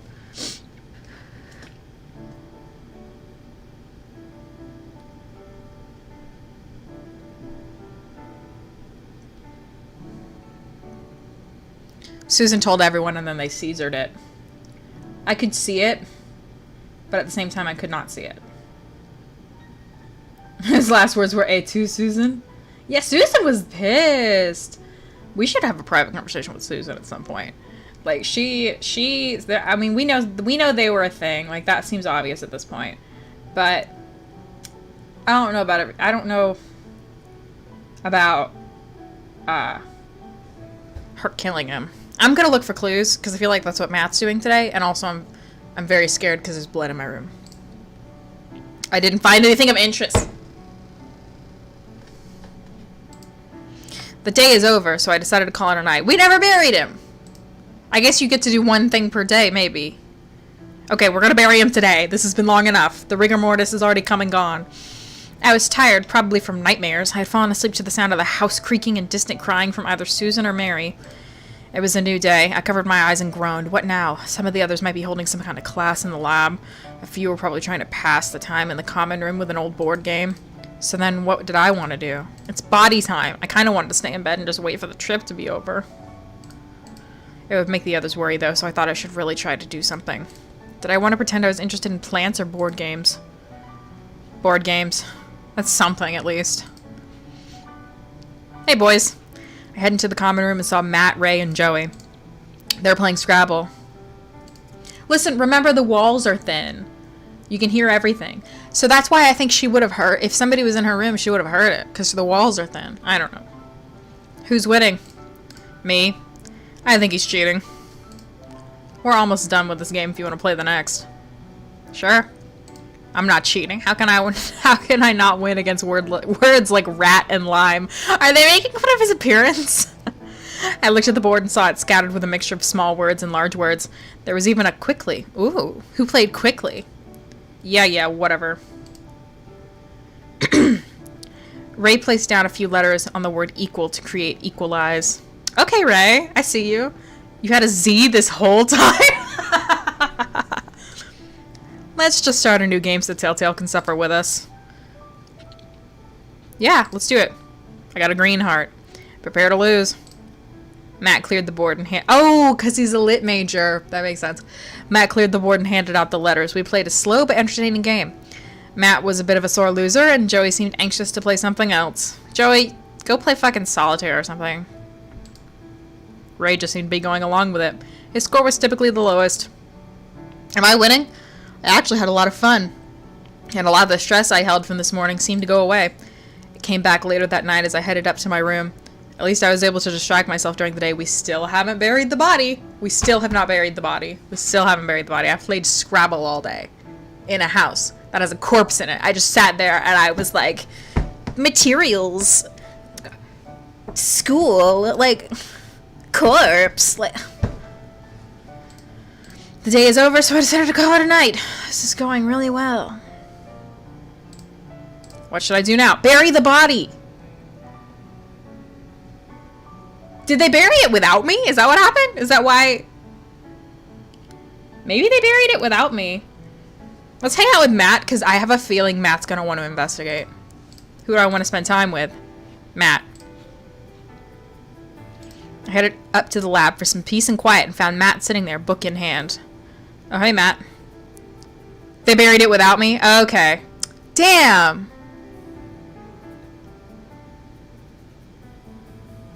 Well, next playthrough. Oh, hey, Matt. Hey, I can go, or you can stay.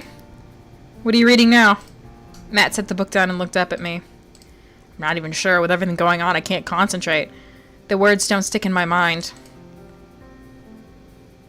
I know what you mean.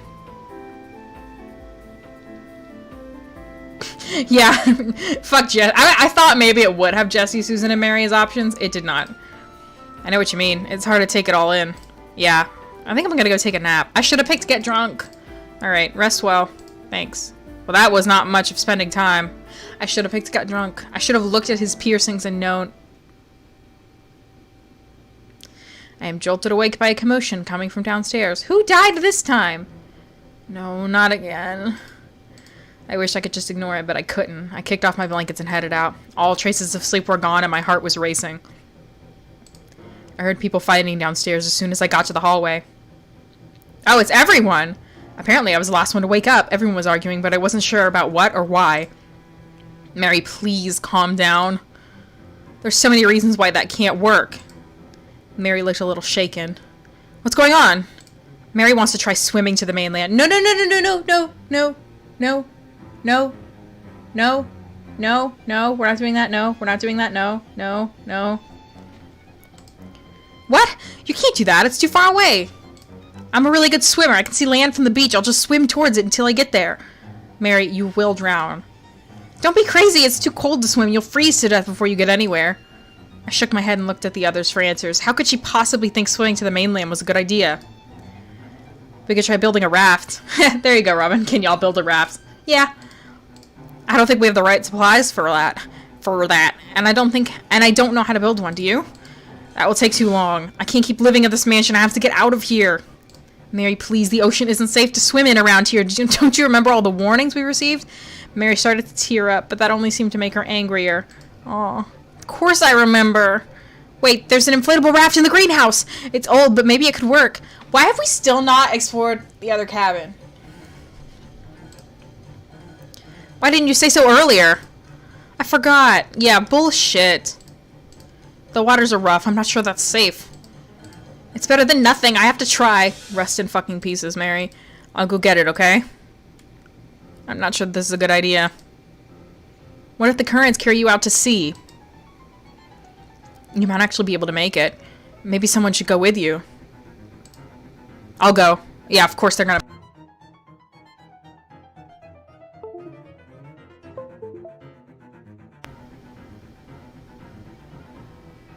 Okay? Jesse, you don't have to. It's dangerous. If it's dangerous for me, then it's dangerous for you. I'm going. Susan returned with an old, faded lump of plastic.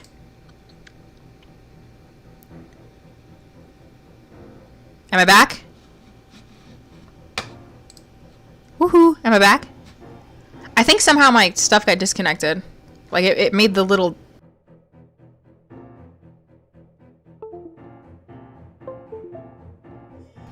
Hello? Okay.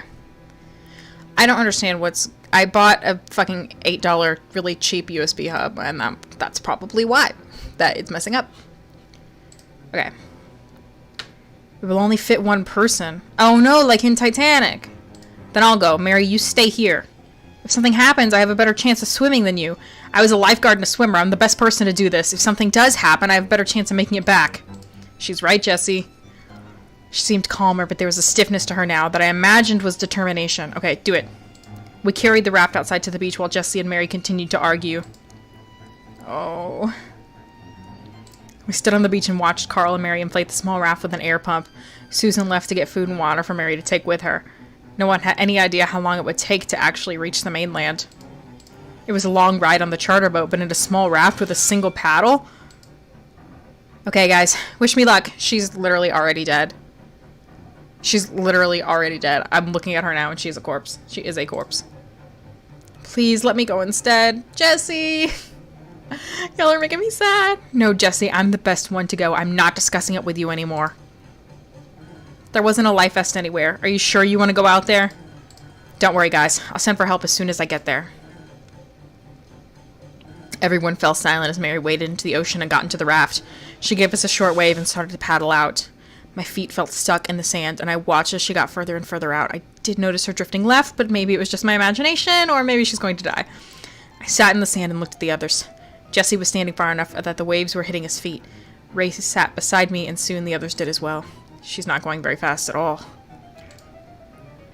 She's fighting against waves with one paddle on her own. Of course she isn't going fast. What were you expecting? Joey rolled his eyes and looked away. Suddenly, Susan started to point out towards Mary. No! Did you see that? Did anyone see that? Oh god, oh god, oh god. I got on my feet and we all got closer to the water. What did you see? I swear I saw a fin. Oh no. Damn it, Susan.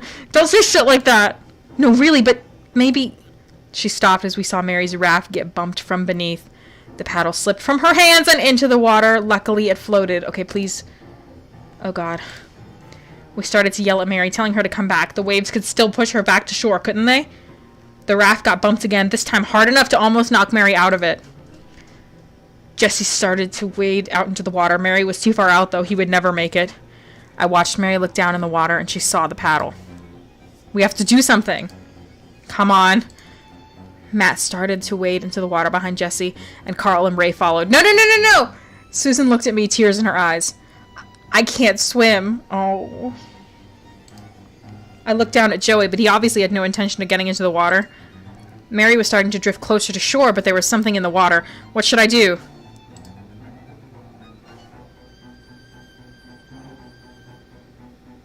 All the love interests are going, and I don't want to look like a pussy. Should I save right here? Should I save right here just in case I die? Just really quick. Just a quick saverino. Okay, but if I die, everybody else who would go in would die too. I'm going in. Whatever. Fuck it. Screw it. If I die, I'll just load my save. That's what saving is for. I followed the others into the water. I couldn't just stand out on the beach and watch. Mary was trying to reach the paddle, but whatever was hitting her raft hit it again, and this time it sent her into the water. She's gonna die. There were several feet between her and us. We called out to her to swim. I didn't want to think about what was in the water with us as I started to lose footing.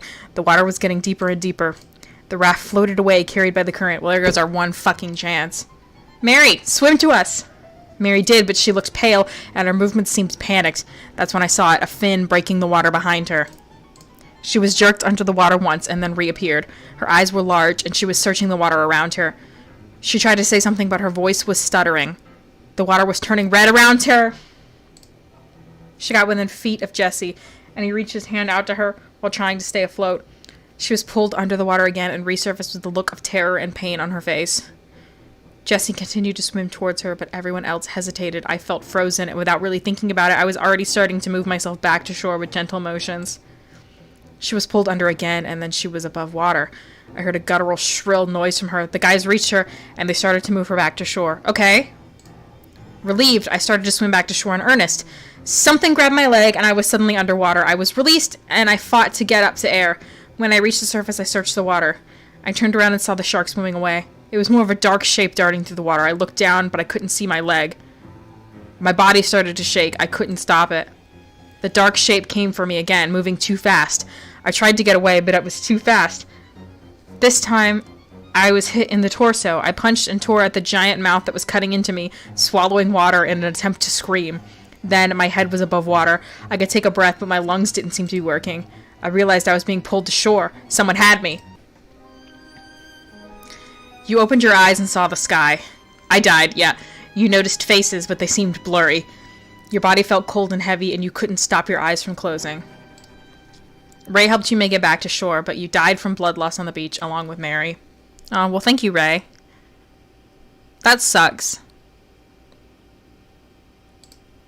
Cheer up, though. You weren't the drained death. Oh, yay! The end. Oh, hey, welcome, welcome. You got here just in time for me to die. I got the drained ending. How was your stream?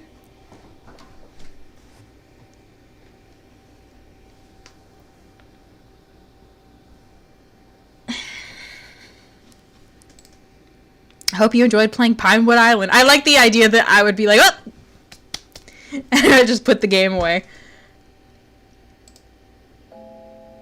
It's okay. I saved beforehand. Good. It kind of sucks. My work schedule right now is set up in such a way that I specifically can only stream on the same nights as you, so I kind of can't catch any of yours right now. But, you know, maybe next month I'll have a better work schedule for that. Look. We saved. It's okay. This time I will not get eaten by a shark, and Ray will not have to watch me die. I stayed on the beach and watched the others try to reach her. Mary reached out for the paddle when something large broke the surface, and she was gone. Susan screamed, and I fell to my knees. We saw Mary resurface. The water was turning red. She was trying to swim towards Jessie and the others, but that means you get to rape you. That's true. That's true. So we still get to, like, say hey. This is Pinewood Island. This is a dating sim. Good job, dumbass. Dating sim murder mystery. So, two of my favorite things. We've already had one death. We're about to have another one. Not my death. We had a murder, and we're about to have a shark death.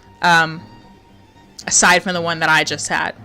Mary's gonna die. Mary was kind of a bitch, so we don't care, but, like, she wasn't enough of a bitch to be like, oh, she had it coming, you know. The first guy had it coming. She was pulled under again, came back up for a moment, and was pulled under again. When the guys reached her, they moved to get her back to shore.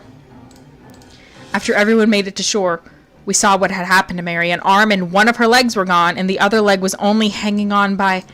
I turned away and began to gag violently. I covered my mouth and tried not to vomit. Her skin turned white, and the sand around her turned red. Nothing Susan or the others tried stopped the bleeding, and her sobbing, shrieking noises eventually fell silent. She was dead. Everyone sat on the beach, and Jessie sobbed over Mary. Poor Jessie! Oh no, I forgot about Jessie! Oh no! No! His girlfriend! Yeah, Mary too, whatever. But Jessie! Love made him bold. He's gonna die next. I can feel it. Eventually, Susan took him back to the mansion, and the rest of us started to dig a shallow grave. I know, poor Mary. The day is over, so I decided to call it a night. And then the music abruptly changes from shark death to sleeping. Time to go sleep in my room that doesn't have a lock on it. Good night. Shoo. I'm fine. What should I do now? I haven't done Keep Everyone Calm yet. Let's do that then. I spent time trying to keep everyone calm. I cooked, I cleaned, and tried to encourage everyone to stay busy. Yeah. I don't know. We're trapped in a mansion with a murderer. I think somebody's gonna get murdered. Maybe someone who gets a little too close to the truth, you know what I mean? I know it wasn't a murder, but like, I feel like most things have like a non-murder murder, and then they've got regular murder. I don't care. Aww. I walked into the living room and caught Jesse and Joey in the midst of an argument. You're one messed up jerk, you know that? All I said was the truth. She was stupid too. Joey! In a flash of movement, Jesse punched Joey in the jaw. Love made him bold! Love made him bold! He deserved that. Joey deserved that. Oh, help. I called out and Carl came into the room. I expected Joey to hit back, but he just scoffed. She's dead. Don't take it out on me. You are a son of a bitch. Jesse tackled him, and it finally removed the sneer from Joey's face as he went down. They fell, crashing into the coffee table and shattering the cheap wood. There's a cheap coffee table in a mansion? Carl reached over and pulled Jesse off of Joey. With all the noise, the others started to come into the room as well. The way they came up off the floor, because they were on the floor. What is going on? Jesse. Shut up, I'm not talking about this. You all know what he's like. He shot a nasty look towards Joey, who only glowered in response and left. He seemed to be heading towards the greenhouse. Joey started to leave as well, running into Ray as he went. Stop running into people. Rude ass. What happened in here? Jesse happened in here. He pointed down at the broken table. Jesse and Joey got into a fight. I'm not sure what it was about. We should go talk to them after Mary... Well, she was right. I should talk to at least one of them. Who did I follow? Jesse! Fuck Joey. I'm not going to go talk to Joey. Joey's like shit. I want to hang out with Jesse. I'll follow Jesse and see if he's okay. Okay, we will check on Joey. All four of you? We don't need to all... Whatever. I found Jesse pacing in the greenhouse. Ooh, this is our first time seeing the greenhouse. Okay. He looked up at me, his face still red with anger. That guy better stay away from me from now on. I'm sure he'll keep his distance after what you did. Jesse rubbed his fist. I wonder if it hurt. I really cared about her. Mary. I know. And now she's gone. Forever. I didn't get to tell her. Oh. Oh, Jesse. Yeah, Joey sucks. I don't want to talk about it anymore. Just leave me alone so I can clear my head. Jesse, we have... Just go! Leave me alone. We still haven't checked out that other cabin. I don't know what to do. I didn't know what to do. I just stood there, and he continued to ignore me. Finally, I gave up and left. I think I chose the wrong dialogue option. I'm so bad at this! I helped Carl, Ray, and Matt clean up the mess in the common room. We tried to discuss what had happened, but we ended up just going around in circles. Joey and Jesse spent the rest of the day away from each other, and I played board games with the others. The day is over, so I decided to call it a night.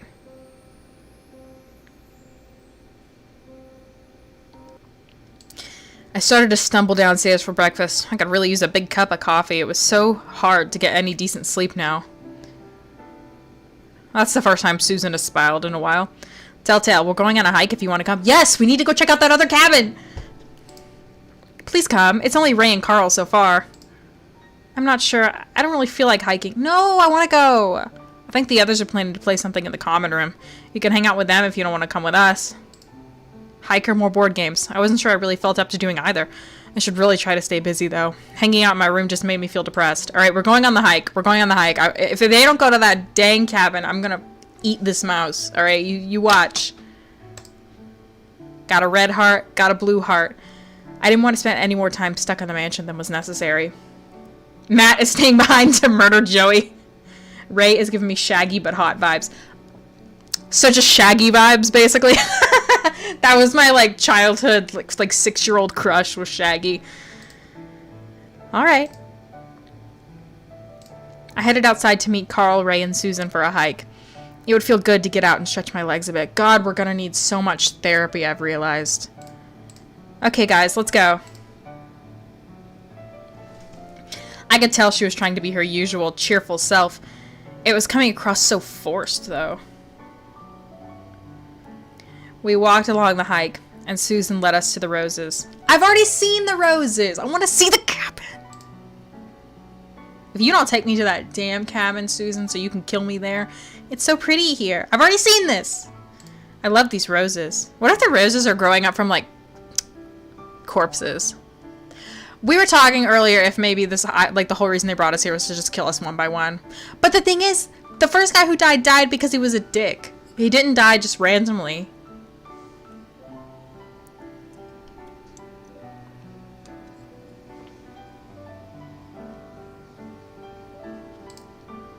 It smells nice here.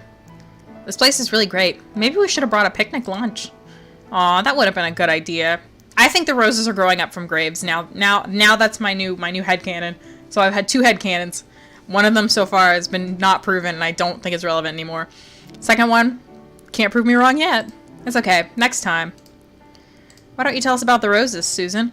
Do you know a lot about them since you're a botany student? Watch her not know anything. Ray is... Yeah, no, this is Carl. Yeah, no. Sunglasses is Carl. Yeah, sort of. Sus. She's not a botany student. She likes more exotic plants. Roses don't interest her too much. I, on the other hand, adore roses. They're such a romantic classic. I didn't fucking ask. The dev is literally in the chat. Y'all should just get the dev to copy paste like teaser text. They both give me hot Shaggy vibes, but in different ways. I can see that. This is like cleaned up Shaggy. This is like not cleaned up Shaggy. Listen, but we like Matt, all right? Green hair. Green hair. He's not here right now. We like Matt. They are pretty, though.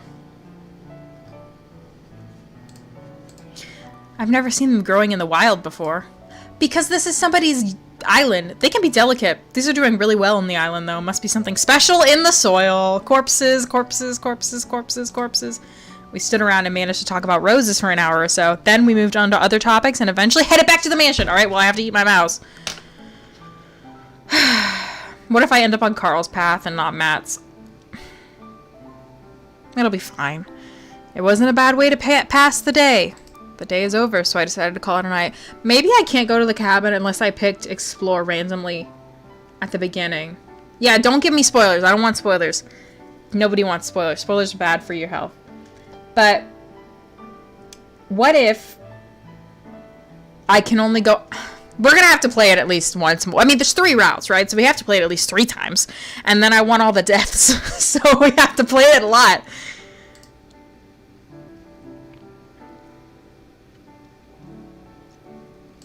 What should I do now? Okay. So, we looked for clues once before, and we literally got nothing, and it wasted a whole day. So, keep everyone calm also was stupid. I guess we had a fight. I bet if you picked explore randomly on the first day, you would have gotten murdered at the cabin. Well, Mary and Jesse went to the cabin, so they didn't get murdered. I don't know, maybe they didn't go to the cabin, they just saw it. Why is nobody, like... Nobody remembers that cabin except me. Jesse's even here. Like, he's still alive. Let's look... Should we start... I want to try to look for clues one more time. I gotta go to bed, but I want to know what's happening. I'll have to watch the VOD. Alrighty. You have a good night. They would have murdered you for interrupting their alone time. Okay. I was about to give up when just the slightest glint of light caught my eye. Ooh, what did I find? I walked closer and saw a large knife tucked into the bushes. Shit. Was that the murder weapon? I reached out to pick it up but stopped. Should I take it? Should I touch it? I could just go back inside and pretend I never saw it, let the police deal with it. Maybe I didn't want my fingerprints on it. Take it. I took it, but decided not to mention it. I just told the police about it when they came. Night! Good night! I sat on the bed and tried to calm myself down. The day is over, so I decided to call it a night.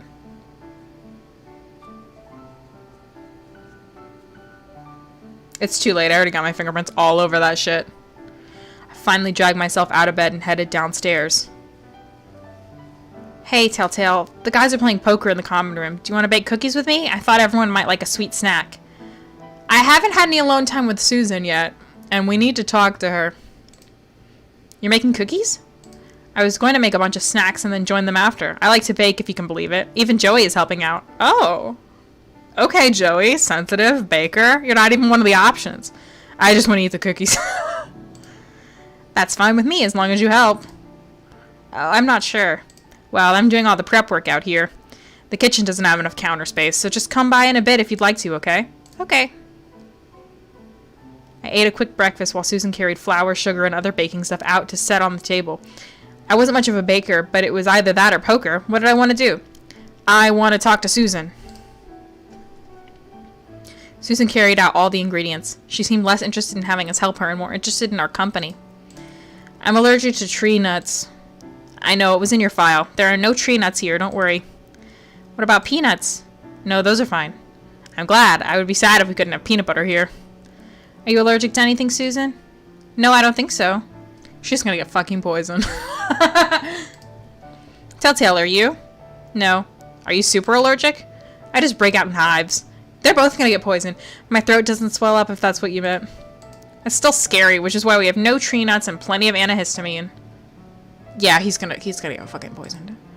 What is that? You don't know what antihistamine is? She must not have allergies. It helps with itching and allergic reactions. Oh, okay. I've never heard it called that. I was gonna be a nurse, so I took a few classes. She shrugged it off and started cutting the flour into the dough. Her movements got a little rough until she stopped to take a breath. When she continued, she was back to her usual cheery self. You alright? Of course. All things considered. She was a little too chipper. I didn't want to upset her, though, so I decided not to say anything. How long will these take to bake? Too long. I can't wait to eat them. Soon, guys. Soon. She started to spoon the dough onto a cookie sheet. Joey and I helped her. There isn't enough room on the thing. There's another cookie sheet in the kitchen. I'm going to switch it out. Now I'm alone with Joey. What should I say to Joey? She took the cookie dough into the kitchen and returned with the other pan. Are you going to play poker with the guys when these are done? Yeah, well, no. I'll watch, but I don't want to play. I'm going to take a handful of these and just go to my room. You don't want to hang out with us? Of course he doesn't. One of you decked him in the chin. I'd rather just be alone. Yeah, wouldn't we all? Aw, that sounds so sad. Yeah, Joey, you should hang out. I'll think about it. His dad died, maybe. We laid out more cookies.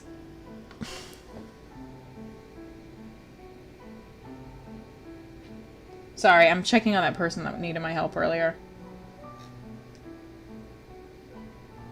Okay. We laid out more cookies, made some more snacks, and then sat chatting until the timer went off. Susan and I took the cookies to the living room with the other snacks, but Joey refused to come with us. I think he would have mentioned it by now if that was his dad. I know, but it's my headcanon. It's his big brother or something. He's not old enough to be his dad, I don't think. But he's definitely his something. It was actually an enjoyable evening, and I liked that I was finally getting to know more about the others. We all hung out in the common room, ate snacks, and played poker. The day is over, so I decided to call it a night. Yep. What should I do now?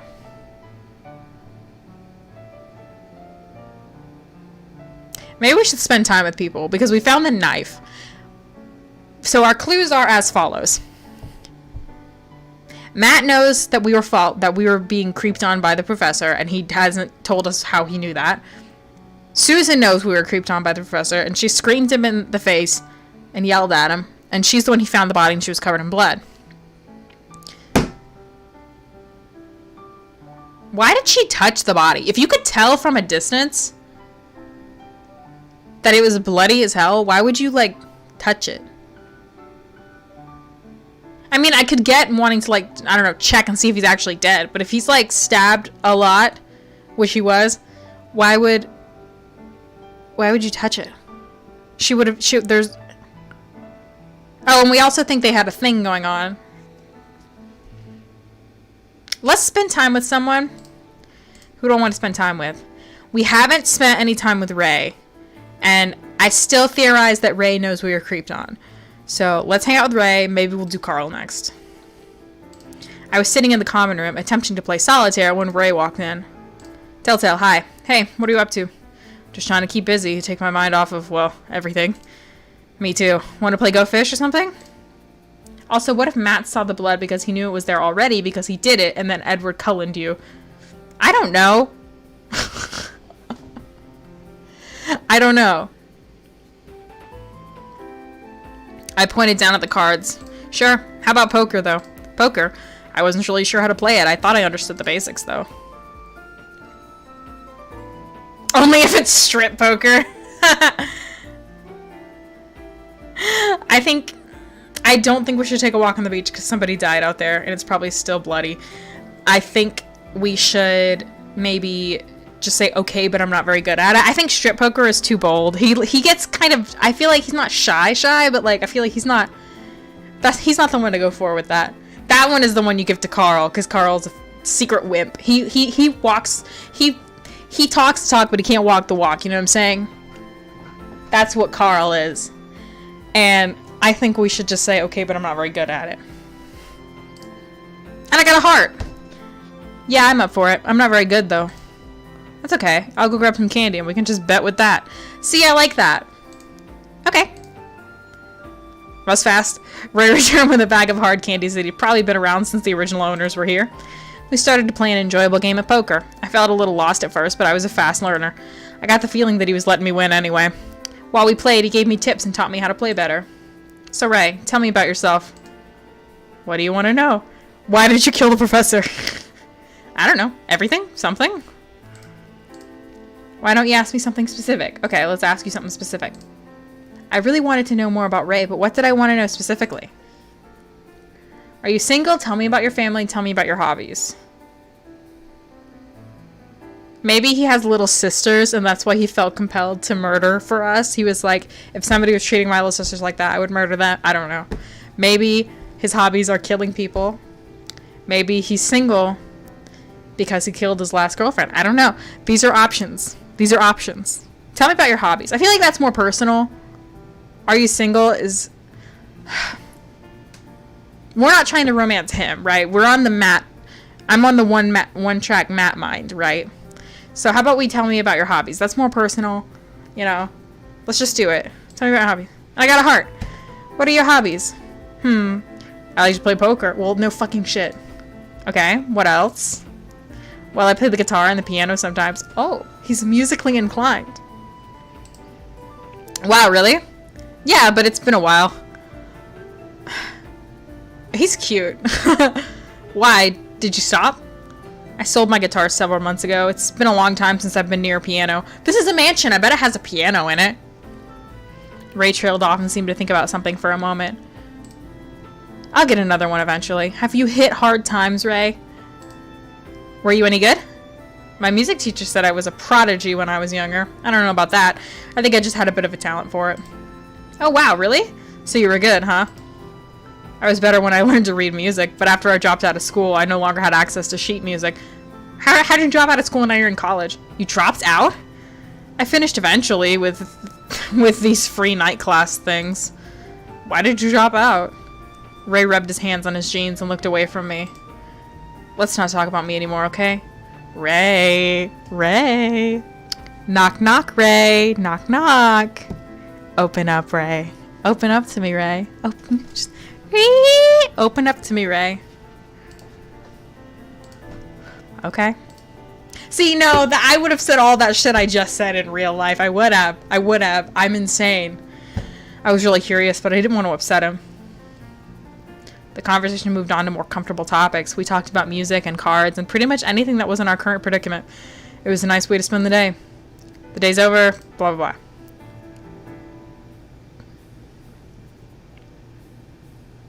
What should I do? Okay, let's have a Carl date now, and then we'll have another Matt one, and then we might try keeping everyone calm and looking for clues. We're here for a long time, so I feel like we can get through a lot of things. Alright, let's go on a Carl date. I headed to the common room and saw Carl sitting on the couch. Telltale, it's you. Hey.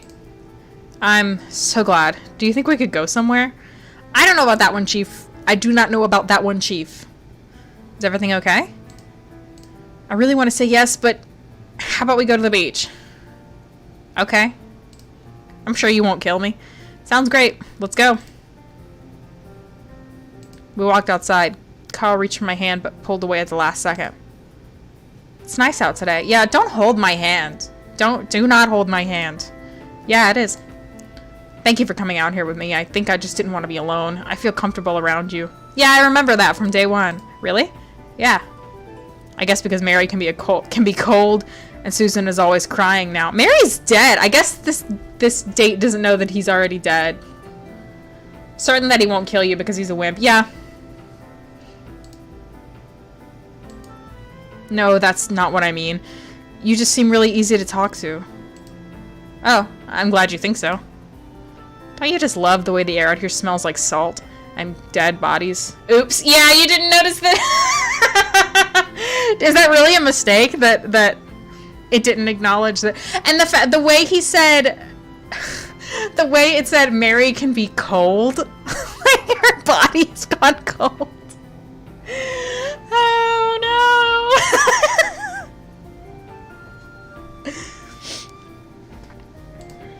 Yeah, it's nice. Okay, I don't have to get an Uber for that person.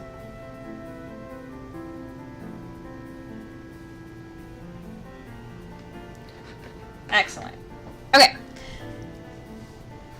I wish we could go swimming, but I know we aren't supposed to. The protag definitely did the murder. This is okay too. It's too cold to swim anyway. I guess you're right about that. I mean, there is that pond. I guess it could still have animals in it though.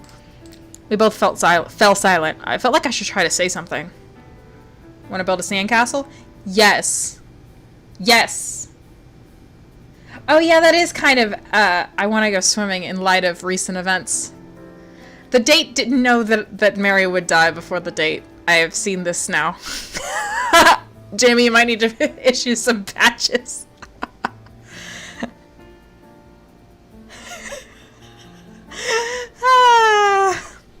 Let's build a sandcastle. Would you like to build a sandcastle? Really? Yeah, really. It's not like there's a ton of other stuff to do around here. No, I love it. I only wish we had those little plastic bucket things. I shrugged. We could just do our best with what we have. I held up my hands. Carl reached for my hands, took one, and brought it to his lips. Gross! I stood there, not sure what to do. He lightly kissed my knuckle. Oh, I'm just so happy you're here with me right now. Carl, I don't know about this one. I hid my face. I had no idea what to say to that. Carl sat in the sand and began to push some of it into a mound. What's your favorite flower? Roses that grow from corpses.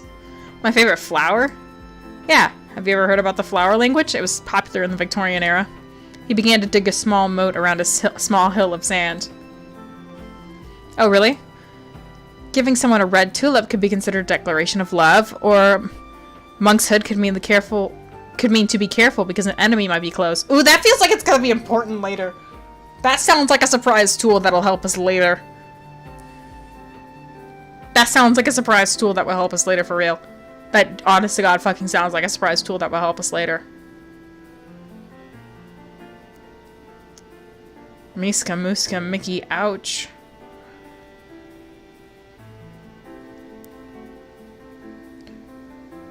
What does monkshood look like? Should I Google that real quick? What does monkshood look like? Just out of curiosity. Just out of curiosity. Just out of curiosity.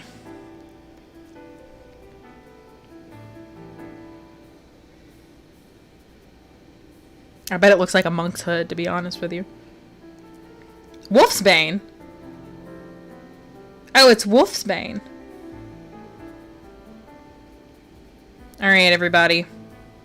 Beautiful but deadly. If you see some shit that looks like that, if you see some shit that looks like this, I don't know if it's focusing or not, keep a fucking eye out. because that means danger is nearby. And that's no good.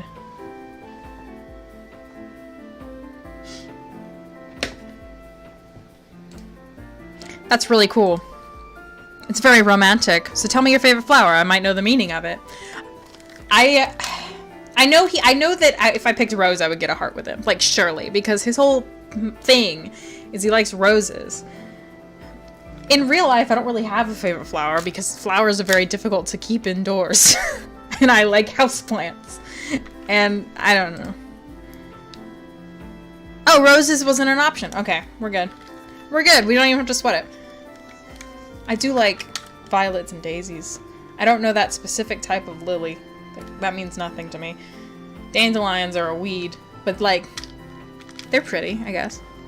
Let's do violets because purple, I guess. I've always been fond of violets. Oh, what an interesting favorite. Violets tend to mean modesty. Man, now I wish I picked something else because he's making crazy eyes at me. Carl winked at me. I can't say violets suits you. A pretty girl like you shouldn't waste energy being modest. I'm going to literally clock you. I'm gonna pull a Jessie on your ass. I'm going to punch you in the jaw. Oh, haha. I could never tell if he liked me if he treated everyone this way. Well, now that Mary's gone, it's really just you he can treat like that. I know it could be considered frivolous, but I like flowers and plants for their aesthetic value. They have such rich, symbolic history. It's all just very romantic. I like plants too, look. I like plants too. Let me pick up a less heavy one. I like plants too, look. That one could use water, actually. Don't look at that one too hard. I like plants. That one's too heavy. Okay. I like plants too, look. So then why environmental science instead of botany? It's a growing field, and I want to help create a healthier planet. Why are you looking askant? Why are you lying to me about wanting to create a healthier planet? He wants to create a sicker planet. That's good, though. Someone has to do it, right?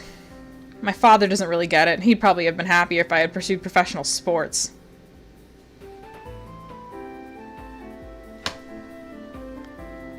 What sport? Like hairdressing?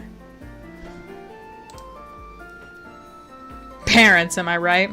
What sport did you play? Football? I wasn't too bad at it, but my heart was just never in it. He does not look like he used to play football. Like, body-wise, I guess I could see it. Like, he's kind of... But, like... He looks like he used to, like... participate in, like, recreational weed smoking. Recreational. I meant to say professional weed smoking. Like, he did not... He looks like he was on, like, the joint team. Like, he does not look like... He's definitely a tree hugger. I don't know. We settled back in the sand, and Carl continued to work on a sandcastle. Oh, I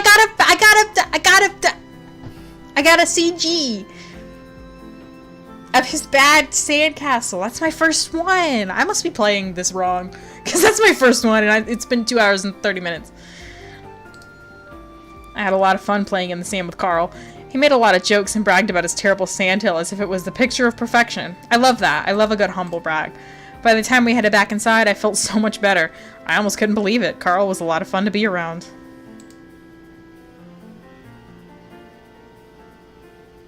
The day's over, so I decided to call it a night. Woke up feeling more rested than the day before, but I was still exhausted. I suppose it was time to go downstairs and get some coffee. I did get another CG, the shark death. Oh yeah!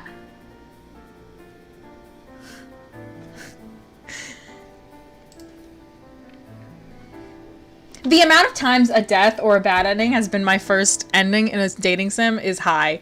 Like, it just happens to me.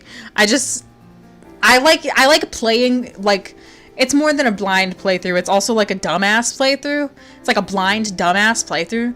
And it's like, if I die, I die. Like, that's on me. That's on me. I got the boy intro CGs at the very start. Well, I feel like everybody gets those. Anyway, I sat at the others for silent breakfast. It was almost peaceful if it wasn't for the heavy atmosphere of dread in the air. Jesse's not here. And neither is Matt. We haven't seen Matt in a hot minute. Suddenly, Jesse crashed into the room. Oh, God. Fire! We should build a fire!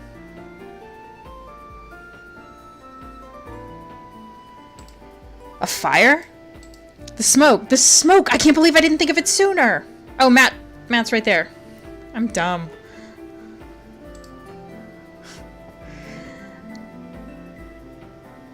I don't know who I thought I meant by that. They're all right here. I don't know. It could alert the mainland that there's something wrong going on out here.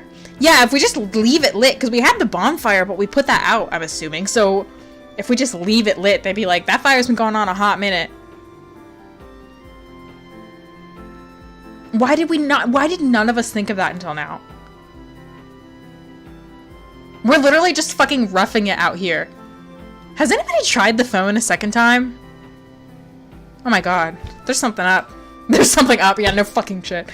If they try to contact us and the phone is dead, they'll have to come check on us. Jesse, you're a genius! I only wish I had thought of it sooner, before Mary. Well, it's okay. He trailed off and didn't say anything else. Okay. I'll see if I can find gas or kerosene or something. You guys go to the beach and gather as much wood as you can. Oh, things are looking up. This is gonna be, somebody's gonna die at this, aren't they? Okay, 1, 2, 3. Okay. So there are maximum at least 3 more character deaths. It was Mary, and it was also Susan who said the phone wasn't working. I think Susan is a little sus, but like not sus enough for me to be like, I think it was Susan. I just think it makes more sense for it to be a love interest because that's more fun. I'm using sort of meta reasoning, but I think it'd be more fun if it were a love interest. It could have been Susan, though. I'm not ruling out Susan. We headed out to the beach as a group. Jesse in front and Joey dragging behind. Poor guy. Well, I mean, Joey's, I don't know why Joey's dragging behind. There was a deep, quiet tension between them. We started to gather driftwood and large sticks into a pile as instructed. There were a lot of branches lying around, and even some firewood set aside for a fire pit. Susan returned with a small can of kerosene. It has to be far enough from the water so that the sand doesn't shift, and far enough from the tree line that we don't set the whole island ablaze. Well, that would end our problems quickly. I bet there's a working phone in the cabin you're not allowed to go to. I really think that I'm playing this all types of backwards and wrong, because I'm so sure that, don't tell me, Jamie, but I'm so sure that if I had gone with Jesse and Mary that first day, we would have gone and checked out the cabin. Maybe one of them will be like, the cabin! Somebody's gonna die on this bonfire for damn sure. We got to work building a signal fire. There was finally some relief, and I could tell the others felt it too. We were smiling and chatting. Susan even laughed at one point. I think it was because we had a bit of hope. This hope is about to get fucking dashed. It took all day to get things ready, but finally it was ready to light. I was so busy I didn't notice how late it was getting. The flames caught on the meager amount of fuel and it sparked to life. Maybe we should have waited till it was daytime, or the sun, at least till the sun wasn't setting, because if we already had one bonfire and nobody cared, right? So I think we should have waited so you could see it, and then burned it all day, and then people will be like, huh, you know. The flames caught on the meager amount of fuel and it sparked to life. We started to cheer when a crash of lightning stopped us all cold. It's gonna rain on our parade. Whoa! I looked up at the sky to see clouds looking heavy and dark. How? Why? The wind had picked up and the clouds were moving across the sky faster and faster. I must have been so distracted that I didn't see the storm moving in. Perfect. Matt, I'm sorry I haven't been spending enough time with you, baby. I love you. The storm will probably pass soon. It's coming in really quickly. Will the fire stay lit? Everyone started to worry over the fire. Nope. There was another flash of lightning followed by thunder, and then rain poured from the sky. It came down fast and cold. We're gonna get sick, and we're gonna die! Great. Great idea. Joey threw the wood he was holding down onto the sand. Do you have something to say to me? Oh, God. I think I just said it. It is a good idea! He didn't know it was gonna rain! Now, guys. I'm getting really sick of you. I'm getting sick of him, too. Fucking punch him, Jesse. It's not my fault you had a stupid idea. We should go inside. The lightning will be dangerous. Jesse rushed and Joey shoved him. Joey shoved him back. They were yelling insults at each other. At least I'm trying to do something other than just bitch. Yeah, and look how well that turned out. They continued to shout and shove at each other as rain and thunder crashed around us.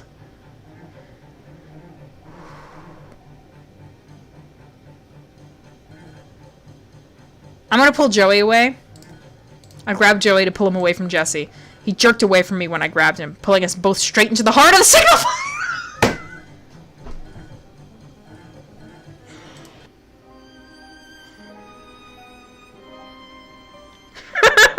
didn't save either.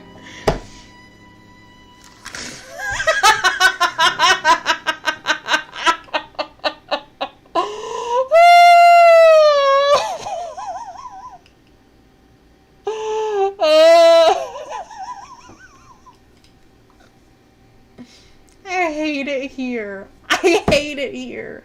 You know what this means, though? This means fewer playthroughs for me, because the more deaths I get, the less I need to play through to get the deaths.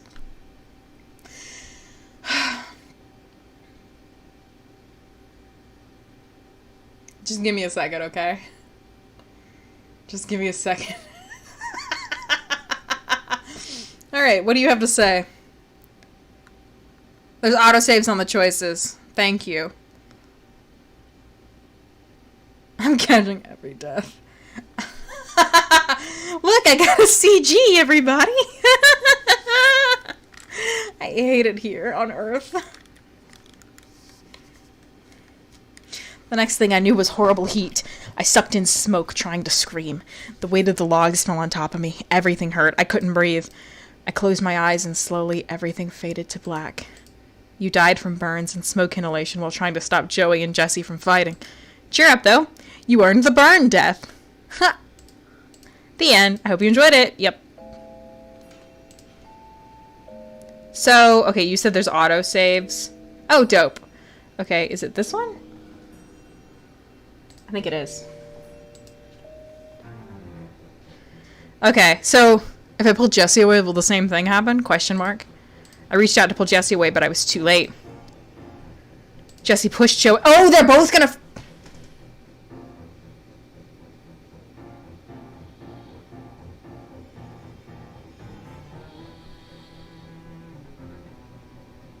Jesse pushed Joey with all of his strength. He fell back, tripped, and hit the center of the bonfire. I watched in horror as all of the logs we had stacked so carefully collapsed on top of him, still on fire. Susan screamed. Matt, Ray, and Carl rushed forward to try to get the logs off of Joey. Jesse stood there, his face, he looked like he was in shock. I helped the other guys, and we tried to pull Joey out of the fire without burning ourselves too.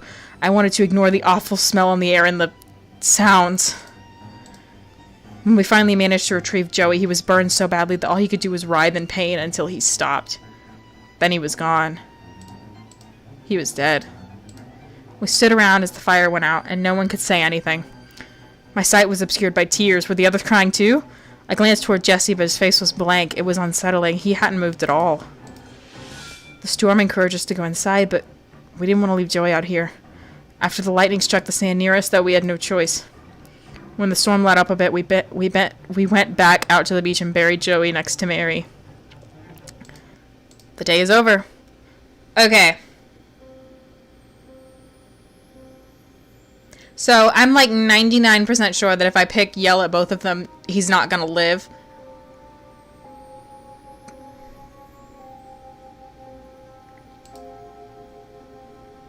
If I yell at them to knock it off, they're not gonna listen to me. I shouldn't go back, right? I shouldn't go back? I shouldn't go back and do it one more time just to see? I shouldn't.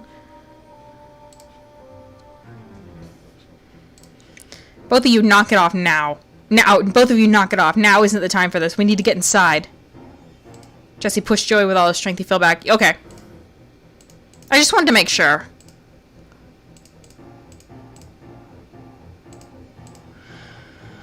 Okay.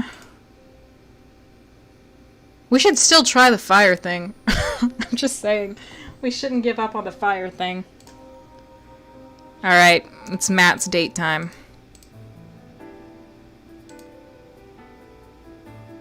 While walking around the mansion, I took a peek in the lab and caught Matt there. Oh, it's you. Yeah. I can't read. My mind is too loud. I think I know what you mean, with everything that has happened. We're just so helpless. That's not completely true. We could hike around the island and see if our opponents pick up cell reception. I don't believe anyone has done that yet. Yes, please, can we go to the cabin? Yeah, but if we go off the trails, we could get lost. So we bring supplies. How big can this island possibly be? Bring a map and we'll be fine. We do have a map. I guess we could. I'm not sure if I want to. I don't really want to go with anyone else, so if you stay behind, I'll just go alone. I'd really like it if you came with me, though. We'll probably be out there all day. It'll be good to get away from this place for a bit. Don't you think so? We could even camp out overnight. I don't know about that one, Chief.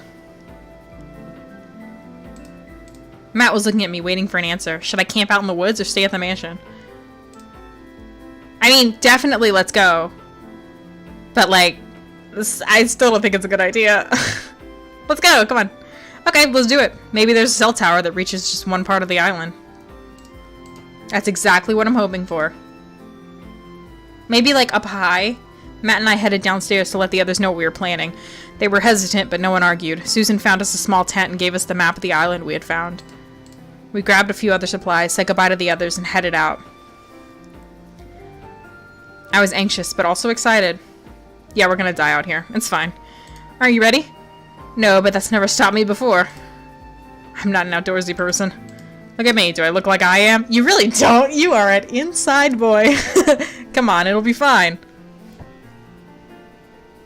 We started our hike into the woods. Matt had his fully charged phone in hand. My cell was also fully charged, but turned off to save battery. Well, what if you have different carriers? Occasionally, we stopped to see if Matt could get a signal, but there was nothing so far. We started to head off the trail, which made me nervous, but I told myself it'd be fine. The island wasn't too big, and we had a map.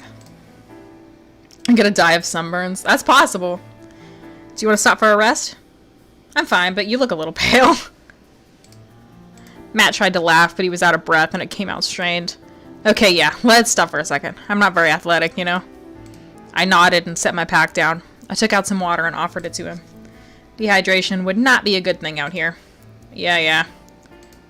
He took a long drink of water and handed it back to me. He didn't seem to be as positive as he was when we left. Is this getting to you a bit? Maybe a little. I've actually read a lot of survival stuff, but it's different being out here on your own. You get to experience the bugs and sweat yourself. He looked away and caught his breath. I felt like I should say something. I got the feeling this trip was not going how he had planned it. Maybe we'll luck out and get eaten by wolves. I shouldn't say that. I should say I don't mind being out here with you, but I want to say wolves. That's so funny. I want to say that, but I know I think I should say the second one.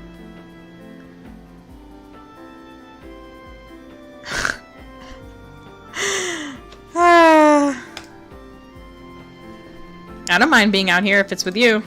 Oh, I mean, I'm... Matt looked away from me. I'm glad you came with me. I was hoping you would. I think you're the only one of the group who doesn't get on my nerves after a few minutes. Really? Why do you say that? Well, come on. Ray is weirdly quiet, Carl's a womanizer, Joey's an ass, Jesse can be a real crybaby, and Susan... Okay, Carl is a womanizer. Let's unpack that. What was Professor... Fucking... I forgot his name. It's been a long time. What was the professor? He was a creep. What doesn't Matt like about Carl? He's a womanizer. He doesn't like womanizers. I'm telling you. Come on now, what's wrong with little Miss Sunshine? She's too cheerful. It's exhausting being around her for too long. Well, I guess I should feel pretty special then. You seem easy to annoy. Matt shrugged and looked away. We spent the next few hours making small talk as we walked through the woods. Time passed, but we didn't get any cell signal. Well, it's evening. We walked all day until the sun started to go down. Then we stopped to find a good place to set up the tent. I was nervous about camping out, but walking back in the dark sounded worse. The tent was small, but manageable. We got it set up fairly quickly. I looked at it and then back at Matt and myself. How are we both going to fit in that tiny thing? How would just one of us fit? Ooh. Oh, there was only one tent. How many people does this tent sleep? 3, supposedly. I can sleep outside if you want, I don't mind. Okay, fucking mosquito death. Very noble of him, but what kind of jerk would I be to make him sleep outside? No, that's ridiculous. We'll be fine sharing the tent. Hell, according to the tent people, we could squeeze another person in there. According to the tent people. Yeah, well, it'll be a little tight, but I don't think I snore or anything. Well, that's a relief. It's actually getting kind of cold out. Good thing I brought extra blankets. We'll be okay. Okay, I'm starving. Let's eat those sandwiches Susan made us. Okay. Oh, I guess Joey's not gonna get poisoned by tree nuts now. considering that he died. We ate quickly and crawled into the tent. We didn't really have the time or resources to build a campfire, so it was very dark out. I tried not to notice how close Matt was. I pretend I do not see it, but I could hear his breathing and smell him. Ooh, I pretend I do not smell it. I wondered if he thought I was too close or maybe if I smelled weird. It was cold, but I could feel body heat radiating from him. Oh no, not the body heat. Oh, anything but the body heat. Keep that to yourself. Despite how tired my body was, I couldn't sleep. Yeah, because there's a strange man in your bed. Matt, oh, are you awake? Yeah? Why do you smell like oranges? What a weird thing to say. I couldn't see him, but I could sense him smirking. Maybe it was in his tone. Probably my shampoo. Is it bothering you? No, it's nice. Okay, good. That feels significant. Everybody write that one down. I bit my lip and tried not to feel so awkward. It didn't help, but I did eventually manage to fall asleep. What else smells like oranges? Dead bodies? Poison? I woke up feeling warm and comfortable. Arms were wrapped... I pretend I do not feel it. I woke up feeling warm and comfortable. Arms were wrapped around me, and then I felt Matt's body pressed against mine. What should I do? Here's what I would do. I'm sure you're all dying to know. Here's what I would do. Here's what we would do. You're gonna get murdered and the last thing you smell is oranges. Maybe. Here's what I would do. It depends on if I liked the guy or not. If I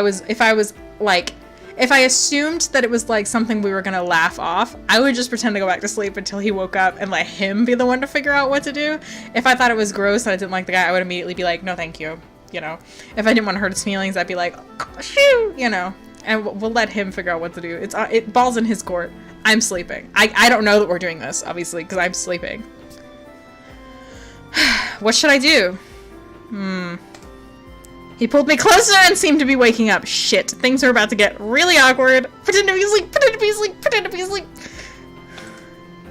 Good morning. Girl, that is the opposite of pretend to be asleep. That is the opposite of pretend to be asleep. I said way too cheerfully. Oh shit, sorry.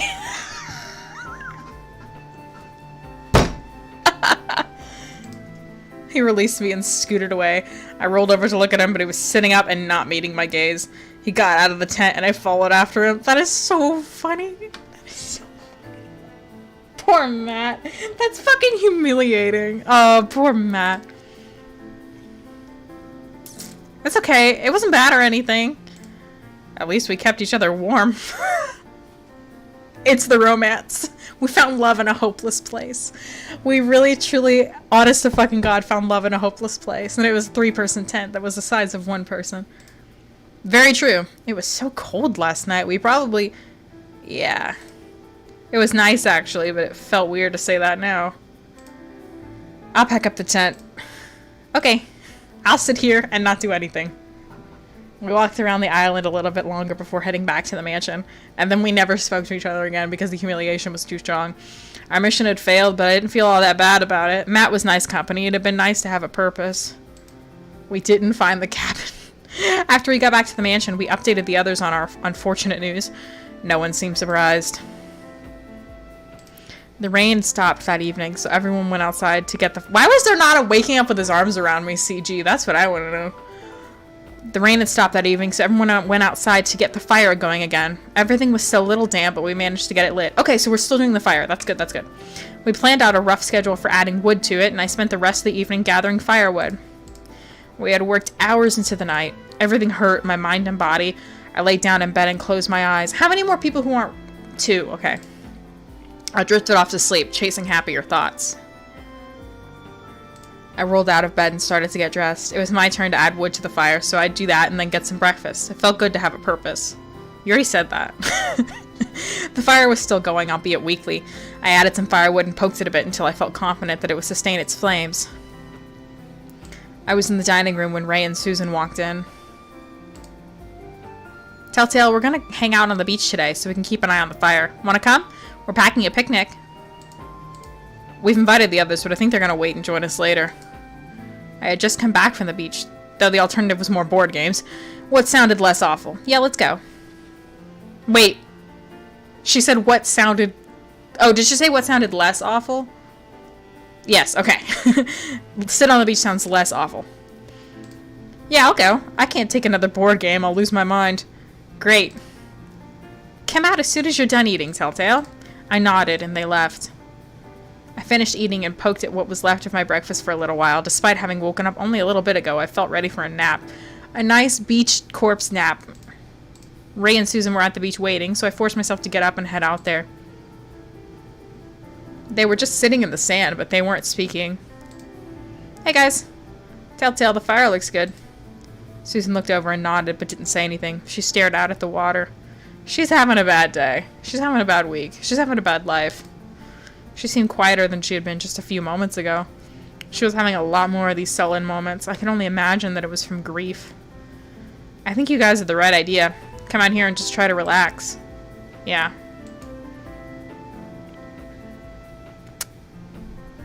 Why aren't we talking?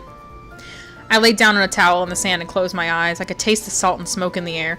The waves crashed against the shore in a pleasing rhythm. It was peaceful.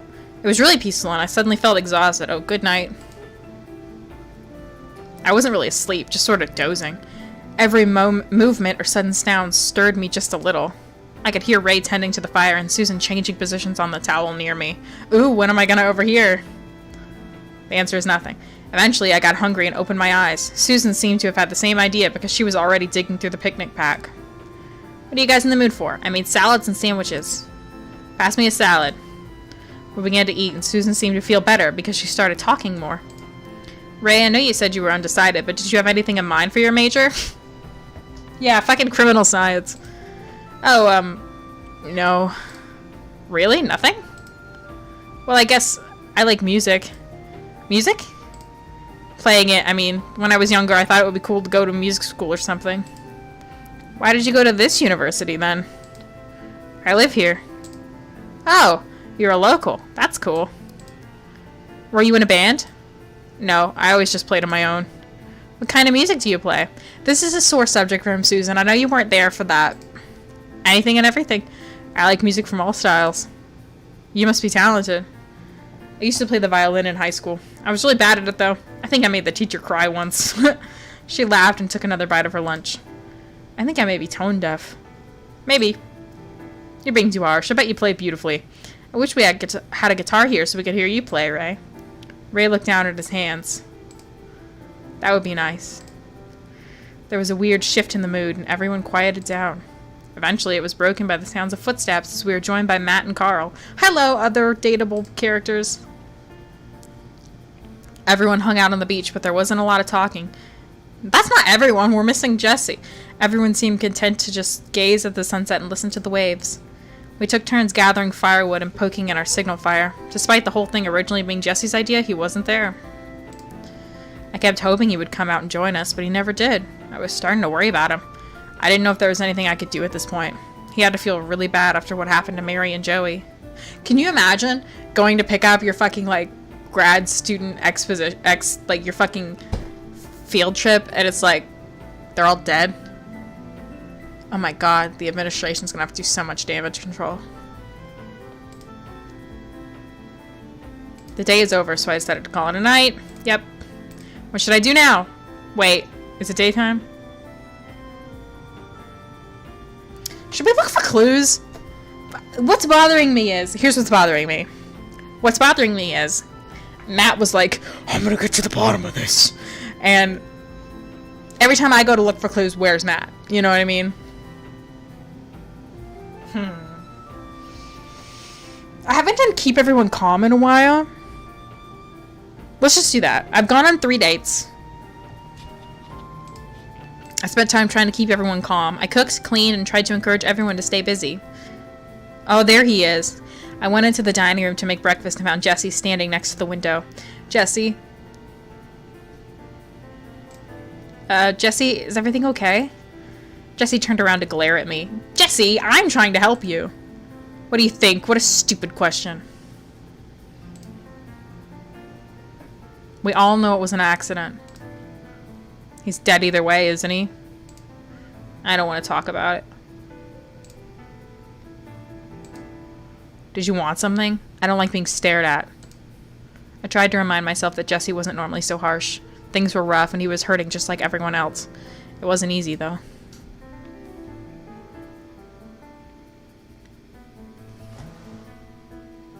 Here's the issue.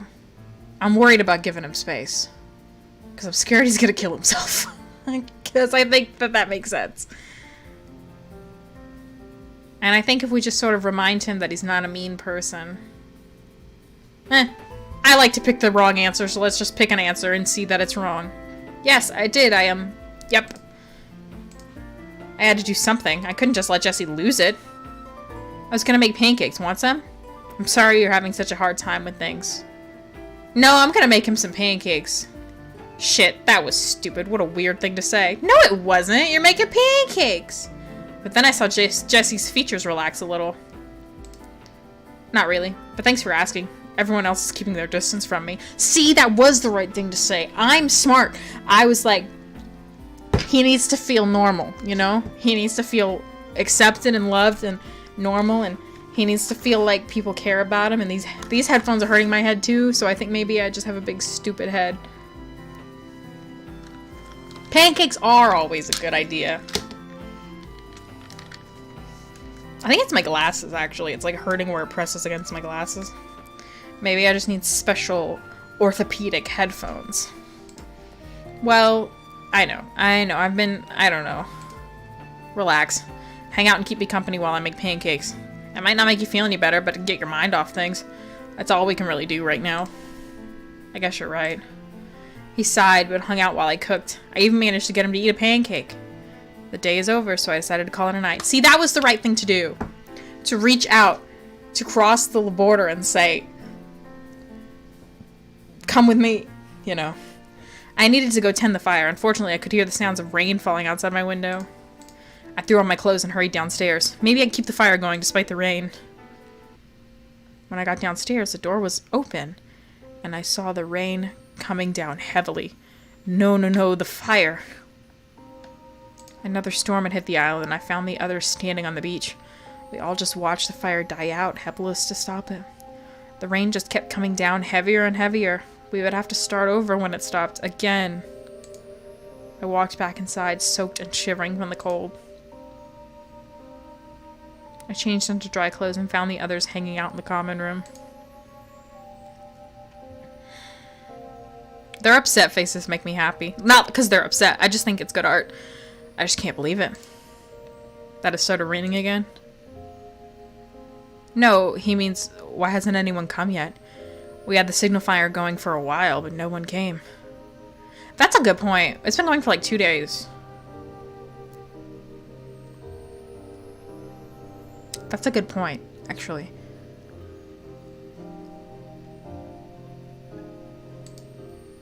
Maybe they think we're just having bonfires like we did the second night. You mean, this has been a waste of time? Everyone fell silent for a moment. I think that was obvious after the first attempt. Jesse spoke up, shocking everyone. He had been so quiet since what had happened. It was a stupid idea. It wasn't a stupid idea. Joey just took things out on you, okay? It's not your fault. No, it was a good idea. It just isn't gonna work. Jesse, once the rain stops, we can keep trying. There's no... Why? Why bother? We're stuck here until the 4th week, no matter what we do. This is all pointless. Jesse, please don't say that. You guys can sit here and be stupid all you want. I'm done. Keep the fire going if you want, but I'm not gonna be a part of it any longer. He feels so guilty. I feel so bad for him. Unless he's the murderer. Other than the time he was the murderer. The accidental, the manslaughterer. We're all gonna vouch for him, right? Be like, yeah, he tripped. I don't know, it was crazy. You know, we're not gonna, he can't go to, like, we're all, like, in agreement, like, handshakes. We're just gonna say that Joey tripped. Because he can't go for manslaughter. I'll cry. Jesse stormed out of the room and left us all just sitting there. It was his idea. Well, no fucking duh, shit, it was his idea. He's just gonna go. He's just going through a lot right now. We all are. Exactly. We're all in this together. Why does he get to sulk off like a child? He needs to grow up and get over it. Matt? Hey, Matt. I've been rooting for you up until now. I don't like this attitude. Matt, why are you so angry? You think Jesse is the only one having a problem coming to terms with this? You act like none of this bothers you. I feel like you're having more fun now than when the professor was alive. Fuck you, Carl. Ooh, I gotta pick sides. Matt stormed off. Carl, why would you say that? Why is everyone fighting? Please, just stop it. I can't take it anymore. We've been a bigger danger to ourselves than whoever murdered Kent. That's very true. A lot of these deaths have been just us fucking up.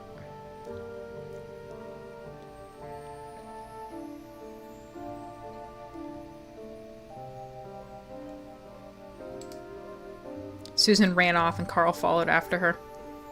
Oh, it's just me and Ray, huh? I looked at Ray. It was just me and him now. Yeah, that's what I said. Everyone is really stressed out. Yeah, they are. I hope we can keep it together. The 3rd week is almost over. We're over halfway done. I'm starting to think Carl is right, that whoever killed Kent is probably long gone. And here we are, going crazy anyway. Telltale, Is this it? Is this when he tells us he did it?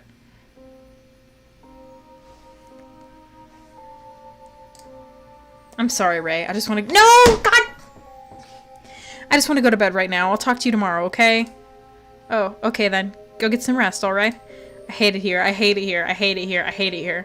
Yep, thanks. Didn't have the energy for more conversation. I just wanted to go back to bed.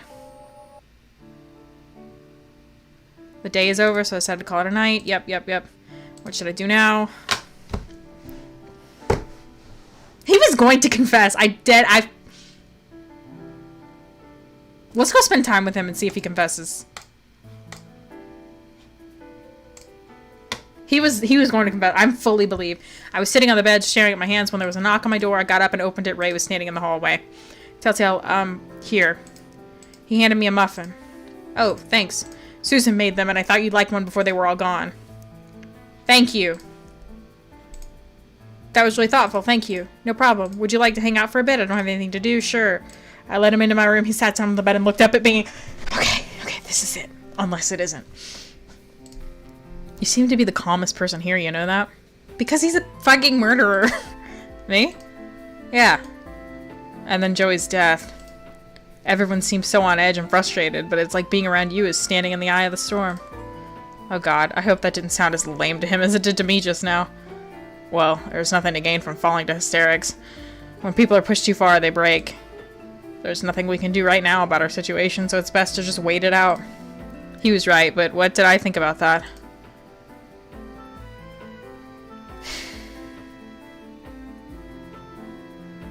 What do I think about that?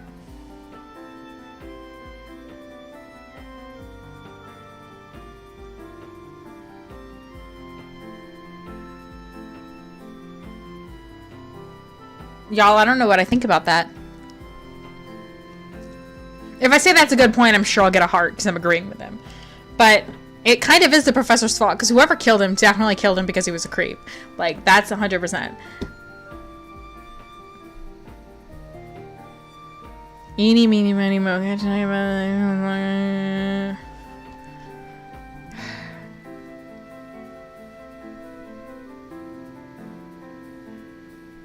We'll just use the autosave. This is Professor Kent's fault, really. His fault, you think so? If it wasn't for him, we wouldn't be trapped here. He should have checked the phone before we even got here. Or right away. True. I just get angry when I think about him. Let's talk about something else. Okay. Still, it has been really tense around here. I know what you mean. I hope nothing else happens. I really wanted a peaceful trip with you. Okay, I don't like that one. I want to load the other one. This is why we're here. That's a good point. Thank you. Still, it has been really tense around here. No, I like the other one. No. I changed my mind again. I like the other one. It's Professor Kent's fault. It's the professor's fault. His fault. You think so? If it wasn't for him, we wouldn't be trapped here. Should have checked the phones before we even got here, or right away. True. I just get angry when I think about him. Let's talk about something else. Okay. Still, it has been really tense around here. I know what you mean. I hope nothing else happens. I really wanted a peaceful trip with you. With me? Oh, that just slipped out. I've actually got to go. I'll see you later. Okay, here's my new theory. You ready? Here's my new theory. He says we've been in a lot of classes together. My character remembered 2 classes. He's like, no, we've been in a lot of classes together. He's stalking us. Definitely. Definitely. He came here because I came here. I don't remember what his major is. But whatever his major, like my major doesn't go with this subject. So surely his doesn't have to either. I don't remember. Oh yeah, he's undecided. Oh yeah. Okay. That makes it worse because I think maybe he just came to this college because I was here. Because he said I'm a local. He's definitely fucking stalking us.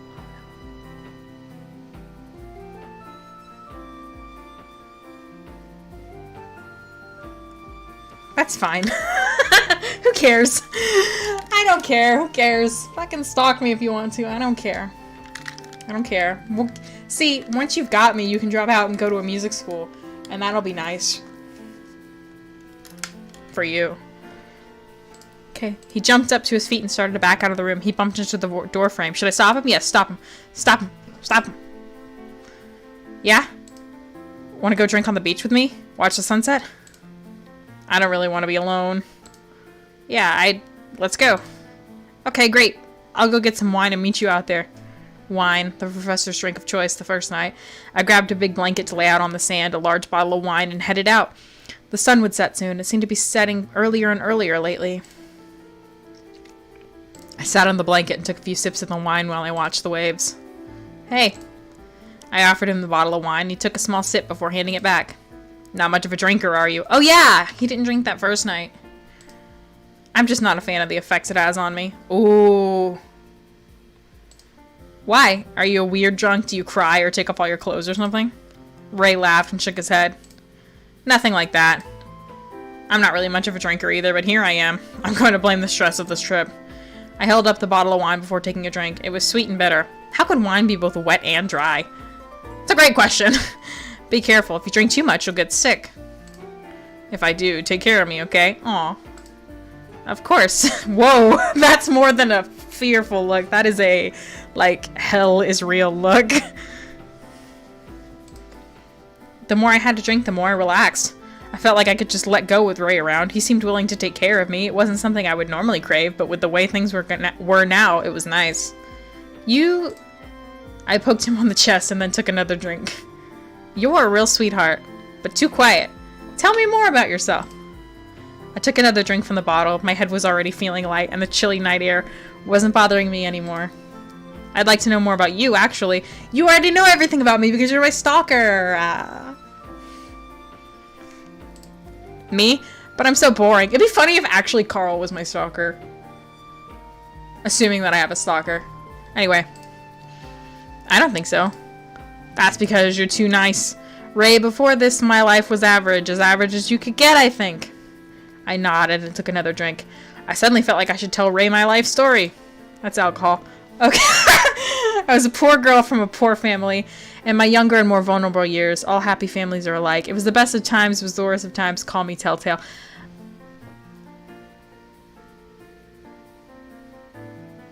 I don't know which one to do. Those are cute.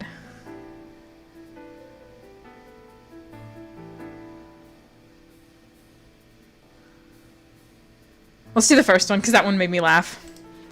I was a poor girl from a poor family. That sounds very lyrical. Thank you. Anyway, where was I?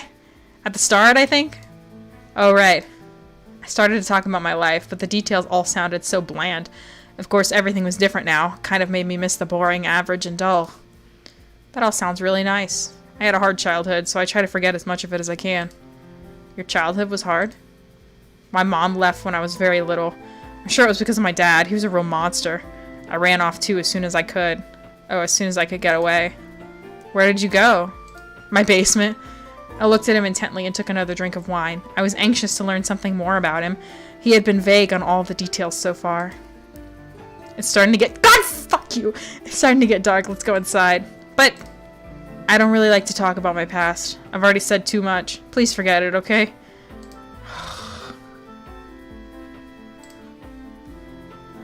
Okay, but I don't want to go inside. Let's stay here. I handed him the wine bottle. He finally took a proper drink. If you're gonna stay, so will I. Thank you. Are you worried I'll pass out on the beach or something? No, I'd carry you inside if that happened. He laughed at me and took the bottle of wine away. After a really long drink, he handed it back. We laughed and sat on the beach, finishing off the bottle of wine. No matter how much Ray drank, he didn't seem to get even a little tipsy. I, on the other hand, fell into fits of giggles and eventually allowed him to help me back to my room. The day is over, so I decided to call it a night. So it didn't have any effect on him. But he's like, the effects it has on me. What should I do now? We still don't know why Ray... we still don't know why Joey wanted to swap rooms with Ray. Let's look for more clues. I know it's been a hot minute. I'm sure there are no... Well, let's just look for clues. Because we've done dates, we've done keeping people calm. Let's look for clues. I was walking back towards my room when I overheard Susan speaking to someone in her room.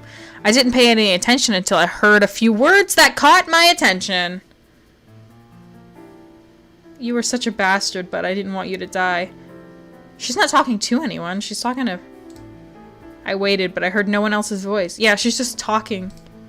This is all your fault. It is his fault. I froze and looked at her door. Was she talking to herself? Why wasn't I enough for you? First that... She cut herself off with a sob. And then finding you all over Telltale. What the hell were you thinking? What was the first thing?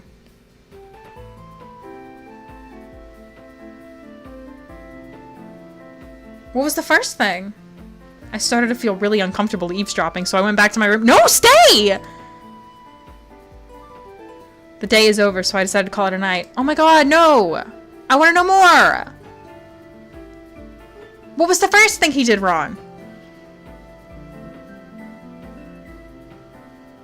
Only a little over a week left. This third week was practically over. I got dressed and felt a little bit more energetic than I had the previous few days. Hey, bud. I went down to the dining room to eat breakfast and found Jesse sitting alone. Hey, Jesse. Hey. He didn't look so good, but before I could say anything else, though, he left. I tried not to think about it. I focused on the fact that we only had one more week left. I reflected quietly on Mary's death. She was so young. If only I had been able to help her. I checked on the shallow grave where we had put Joey to rest near the beach. We wanted the authorities to be able to take his body to his family after I placed a flower beside it. I'm sorry, Joey. If only there had been something I could have done to prevent their fight. Oh no, not the music! No, not the music, anything but the music. I headed back towards the common room. Maybe someone was up for one of the old board games. But a scream stopped me. No, not again. I went outside and found Susan standing out there pointing up at the second floor of the mansion. Someone stop him! Joey. Jesse, I'm sorry, Joey's already dead. I looked up and saw Jesse securing what looked like a noose by his open window. I knew it. I knew he was gonna kill himself. I fucking knew it. I absolutely fucking knew he was gonna kill himself. I knew it.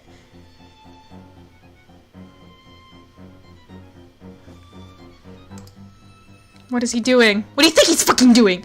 Carl joined us, breathing heavily. I tried to open his door, but he's pushed a bunch of furniture in front of it. Matt and Ray came out to see what was going on. What's wrong?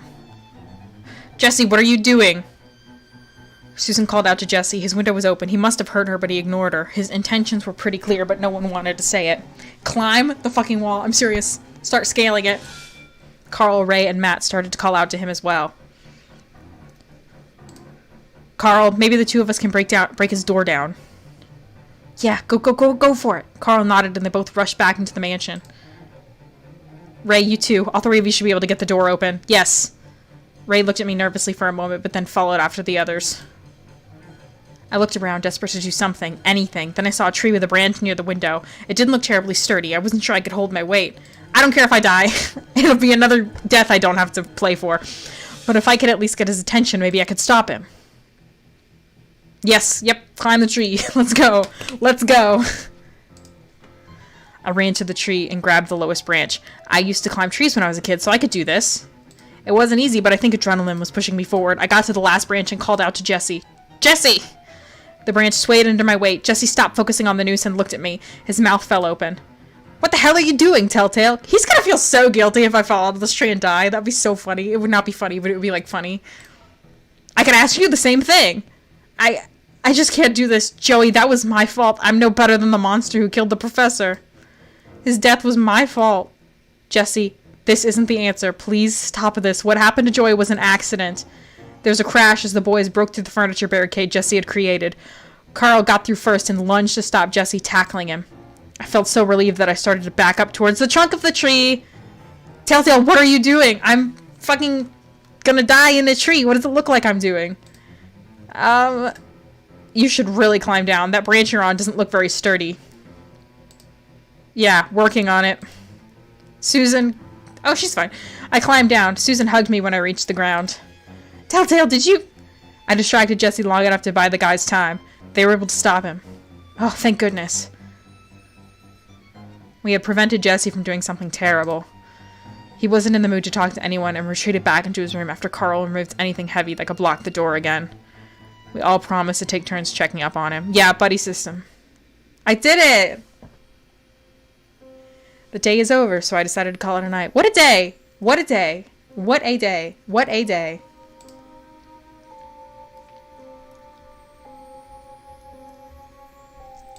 I woke up feeling almost numb. I didn't want to get out of bed, but my stomach growled in complaint. I wondered if Jesse would come out of his room today. Joey, he didn't deserve to die like that. And Mary, poor Mary. I covered my face, groaned, and then made myself head downstairs to the dining room. As much as I wanted to just lay in bed and feel awful, I had to try and remain as positive as possible. Without the signal fire to tend to, it's getting harder and harder to motivate myself to do anything.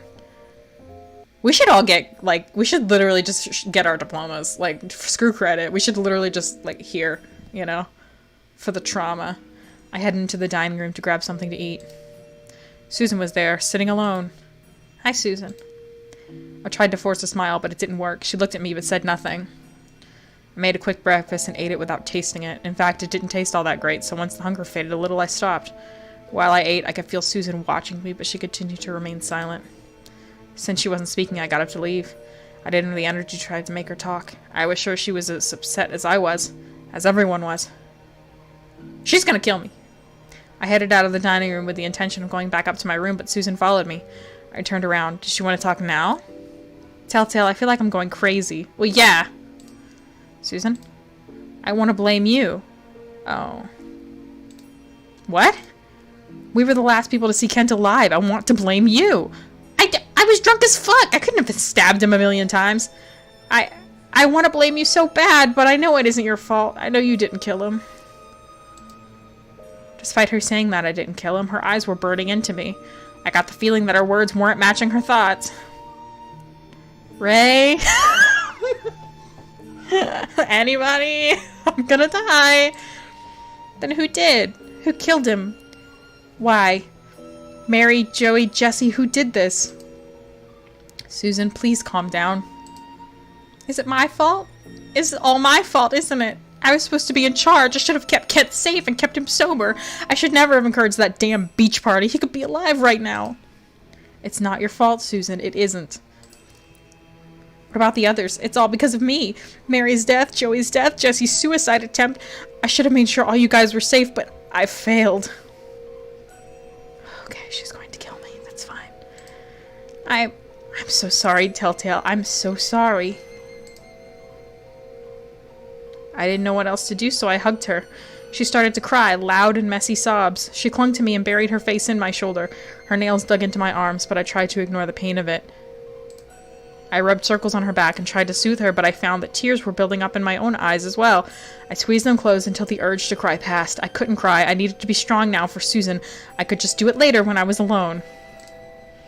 When it finally appeared to be out of her system, she pulled away and wiped her eyes. Now they had an odd hardness to them, but in a flash it was gone. She's gonna kill me. I feel better now. Maybe all I needed was a good cry. Could be. I know we only have this last week left, but I won't let anything else horrible happen. I'm gonna keep an eye on everyone. She added a weird emphasis on the word everyone, but maintained the cheerful tone. That's great, Susan, really. Telltale? Yeah? I'm gonna go clean myself up and then bake some cookies. Do you want to help me? I really don't want to hang out with you anymore. Unless I do. Sure, sounds fun. Okay, meet me in the kitchen in like an hour. She's gonna kill me in the kitchen. Susan seemed a lot happier, but I felt a bit shaken. There was something just a tiny bit off about her, but maybe she was just trying too hard to keep it together. She's going to kill me. She's going to kill me. Maybe she was just embarrassed about breaking down in front of me like that. Susan and Kent had been in some kind of relationship after all. Susan seemed to want to be my friend all of a sudden. What did I think of that? It wasn't as if she had ever been hostile before, but she had never sought me out like this either. It's a little strange. I decided to head up to my room while I waited. I felt a little lost in thought. As I walked down the hallway, I bumped into Ray. Hey, Ray! Do you want to come bake cookies with me so that I don't die? I think I might have... I haven't been keeping track of the hearts, but it feels like I might have the most with Ray right now. I'm not sure, though. Hey, Telltale. Susan told me she was going to bake cookies. Yeah, she wanted me to help her. She asked me to help, too. Are you gonna come? Yeah, I'm just going to hang out in my room while she gets ready. Okay, I'll, see you there, then. Yeah. Telltale? What is it? Ray looked down at his hands. Ray? Sorry, it was nothing. I shrugged my shoulders and went into my room. I was getting so bored of everything on my phone. When I got reception again, I was going to delete all those games and buy new ones. After a bit of time had passed, I headed into the kitchen and met up with Susan and Ray. We helped her bake cookies, and it was a lot of fun. I couldn't shake the feeling of Susan acting a little off, though. Maybe we should put our furniture in front of our bed tonight. I mean, our door. And our bed. When the dough was in the oven, we sat in the dining room and waited for the timer to go off. You really like to bake and stuff, don't you, Susan? Yeah, I guess so. It's a nice way to keep busy. And when it's over, you get to eat sweet stuff. She put a hand on Ray's shoulder. Ray, you are so quiet. What kind of cookies are your favorite? Telltale, you too. What are your favorites? He's just gonna say whatever my favorites are. I looked at Ray, but he just shrugged. I don't really have a favorite. Telltale, how could you not have one that you like better than all the others? Come on, think about it really hard. Is this secretly about boys? Am I picking my date right now? Why was she being so weirdly chipper?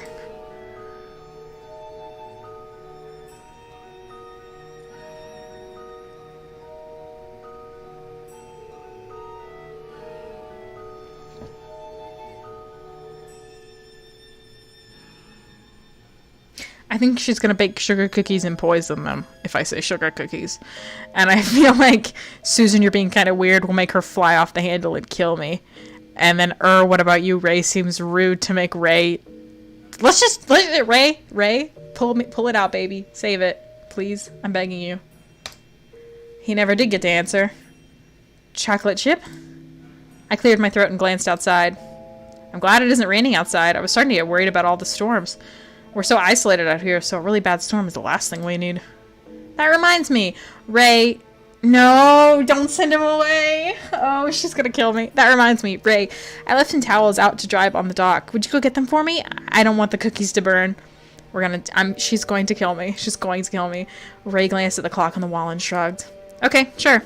She's going to kill me. I'm going to die. Hurry back. The cookies will be done soon. Ray looked at Susan, then at me, then shrugged again.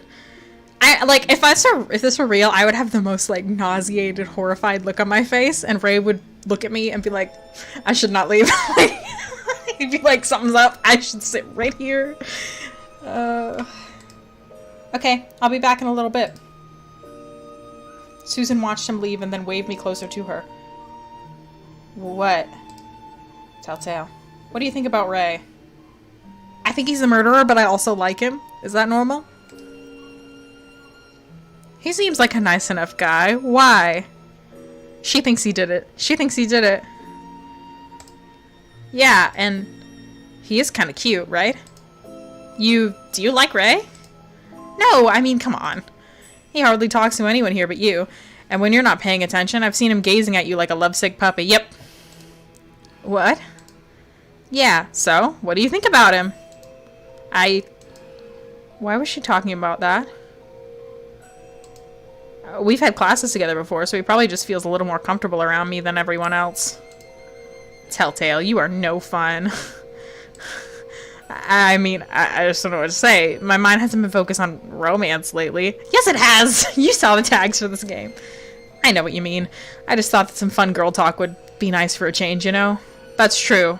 Maybe I shouldn't be assuming the worst of her. Maybe she's right about that. Susan looked up and gave me a small smile before looking away. What did she want me to say? What had she wanted me to say? He is cute. I mean, now that you mention it. I feel like it's been forever since I've had a crush on a guy. Which guy here do you think is the hottest?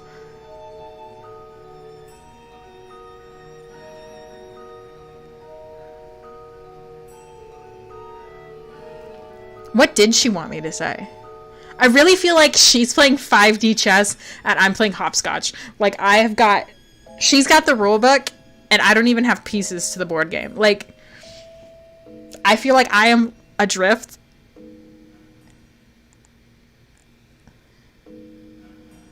Hey, Adam! You got here just in time to watch my fucking existential crisis. Welcome to my existential crisis. Okay, it's 5D chess, and I'm playing hopscotch. To bring you up to speed, it's 5D chess, and I'm playing hopscotch. What if I spin it back around on her, give it a little spin it back around on her, and which guy do you think is the hottest? And she'll be like, Professor Kent's rotting corpse, and I'll be like, oh, that's weird, and then I'll jump out the window and run away. Susan looked a lot happier now that we were talking about boys. She discussed how cute every guy on the trip was. She talked about every boyfriend she'd ever had. She drilled me for similar information. When Ray returned, she giggled and made a big show of not telling him what we were talking about. Maybe she really is just like wanting to have a regular conversation. Maybe I'm wrong. Maybe she really does just want to have a regular ass conversation and doesn't want to poison me to death. Ooh, she looks like she's gonna kill me though. Hey Ray, welcome back. Telltale, after dinner, let's have a slumber party in your room. She is gonna kill me. She's gonna kill me. She's going to kill me. She's going to kill me. She's going to kill me. I kind of want to say yes. Okay. Ooh, he looks fucked up. No, Ray, I don't mean with you two. Oh, sorry, I was a little confused. Telltale, just me and you. We can eat snacks and talk about girly stuff. This is not the music that accompanies girly stuff. I am going to die. Let's do it. Great! Ray, get the guys together. Let's play a board game and eat those cookies. Okay. I'm gonna throw up. Susan began to chatter about all kinds of things. I almost couldn't keep up. I couldn't seem to figure out what she was trying to do. Did she really want us to be friends? That would be nice as long as she was sincere. We finished up the cookies and joined the others in the common room. What's the plot? Murder mystery dating sim. A lot of people have died. I think this woman's gonna kill me. I think the other guy you just saw is the murderer, but I could be wrong. I could be wrong about all of the things I'm saying. I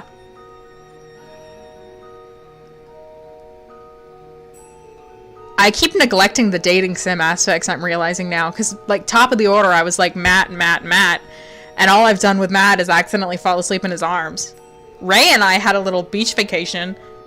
Me and Carl had a beach vacation. We had a little beach date with our little sandcastle. I got a CG and everything. I haven't gotten a new Matt or Ray CG. I've gotten death CGs. Now this woman's gonna kill me at our sleepover because I didn't kill her boyfriend, but I was the last person to see him alive, and he tried to flirt with me, and now she's gonna kill me for it. I gotta play again because I didn't bury the body. You'll see. We have to play it again because I didn't bury the body and I didn't go to the cabin. I'm very bad at these. You'll see. Unless you aren't here, in which case you won't see. We all gathered in the common room, ate cookies and played. I just realized there wasn't an option not to go to the slumber party. It was just whether or not you were enthusiastic about it or not. Oh. We all gathered in the common room, ate cookies and played board games. It wasn't too bad. Matt made some cocktails, Carl played music, and Susan seemed dangerously determined to make sure everyone was having a good time. Was Jessie there? As the night wound down, I gathered some snacks with Susan and she accompanied me to my room for a slumber party. We spent the rest of the evening engaging in girl talk, and Susan continued to assert that Ray had feelings for me. She was being so friendly and sweet that I eventually relaxed. I couldn't believe I was ever suspicious of her motives. The music has not gotten perky, okay? So I'm not letting my guard down.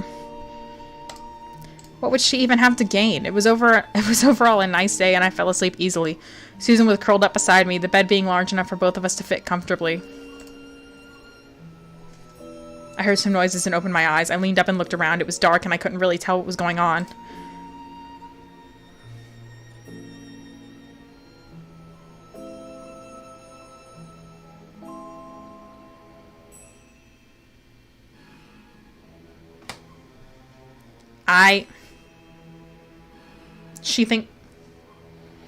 So it's not what it looks like. She thinks I killed him. Oh no, she's never gonna believe me that I just found it and didn't tell anybody. She's absolutely never gonna believe that. Oh my god, I'm gonna fucking puke. This game is good though. Like, ugh. If I had put that knife back. Oh my god. Why do you have this? She had been going through my stuff. I looked around the room and saw that a lot of my things had been opened and strewn about. I found that outside. I was going to give it to the police. She does not believe me. She's never going to believe me. You didn't think to tell us that you had this? Really? You did it. I knew you had done it, and now I have proof. I'm going to puke. I'm actually going to throw the fuck up. Oh, okay. Well, at least she didn't kill me. She left, slamming the door behind her. Fuck. This looks bad. Hey, Ray. Ray! I need you to kill somebody for me. I tried to go back to sleep, but I couldn't. I ended up sitting in my room until it was morning. I would literally be like, bang, bang, bang. Ray, Matt, Carl, Jesse, whoever. I need somebody to hold me. I'm scared. Somebody's gonna kill me. What if she turns them all against me? She wouldn't. She can't. She would, but she can't. Ray would never. First of all, Ray would never. Second of all, I don't know about Carl and Matt, but Ray would never. Ray has been... God knows how long he's been in love with me. Susan thought I killed Kent. Even worse, she thought she had proof. This was not good. What was I gonna do? I thought she wanted to be my friend, but she was actually just trying to get information to prove that I was the murderer. How could she think it was me after what he had done to me? She was there. She saw it. She saw me go back to my room. She saw me go up alone. Susan was the last person I saw the professor with, so why was she so convinced I was guilty? Or was it something else? What the hell should I do now?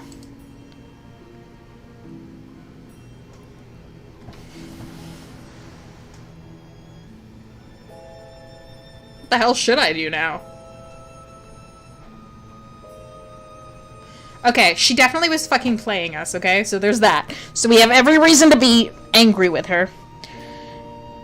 So confronting her wouldn't be, like, out of line. The issue is, she's very unstable right now.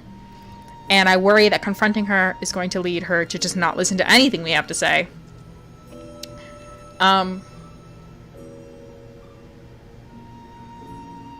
So instead, I think we should try to reason with her. Even though I want to confront her, morally I want to confront her because she's a bitch. But I think that she's in such a heightened state of fucked upness that if I confronted her... Why isn't cry and throw up an option? That's an option in real life, and I might do it. I would absolutely cry and throw up. I'm gonna try to reason with her, I guess. Something isn't right. Susan can't be thinking straight. She's going through a lot right now. Maybe I can reason with her. I'm like the only person... Me and Ray are like the only two people who've got our heads on straight. And that worries me because I think Ray's the murderer. I found Susan in her room and she came out to meet me. Just admit it. I know it was you. Susan, I didn't kill the professor. Then who did, and why? Look, I've been trying to find clues. Here's what I know. This is what I know so far. I overheard Susan having a conversation with herself that made it clear that she and the professor had some kind of romantic relationship. There was the blood in my room. Could the murderer have come to my room? That's not something to tell her. She already thinks she's in it. Could the murderer have come into my room while I slept, or was it just an old stain? I don't have any other clues. Oh, I didn't do enough clues, sir. As I told her what I knew, I left out any of the clues that pointed towards her. Oh, so the only clues I told her was the ones that pointed towards me. I didn't want this to turn into a fight. So what are you saying? Who do you think killed him?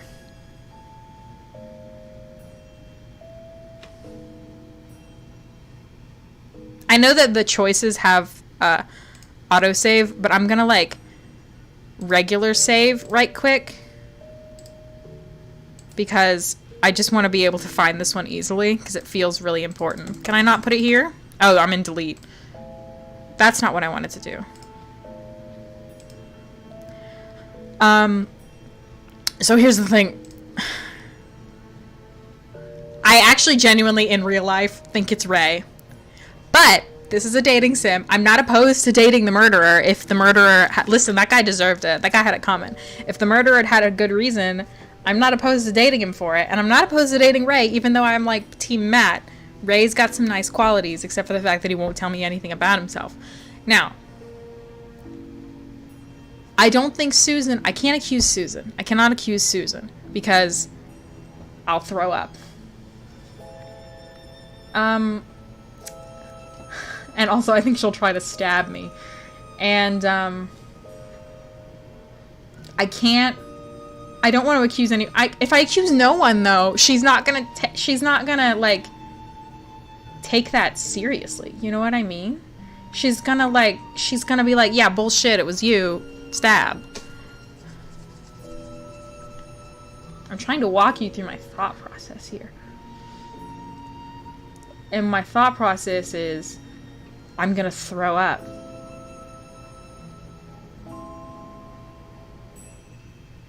And, okay, here's what we're gonna do. Oh, my plant light turned off.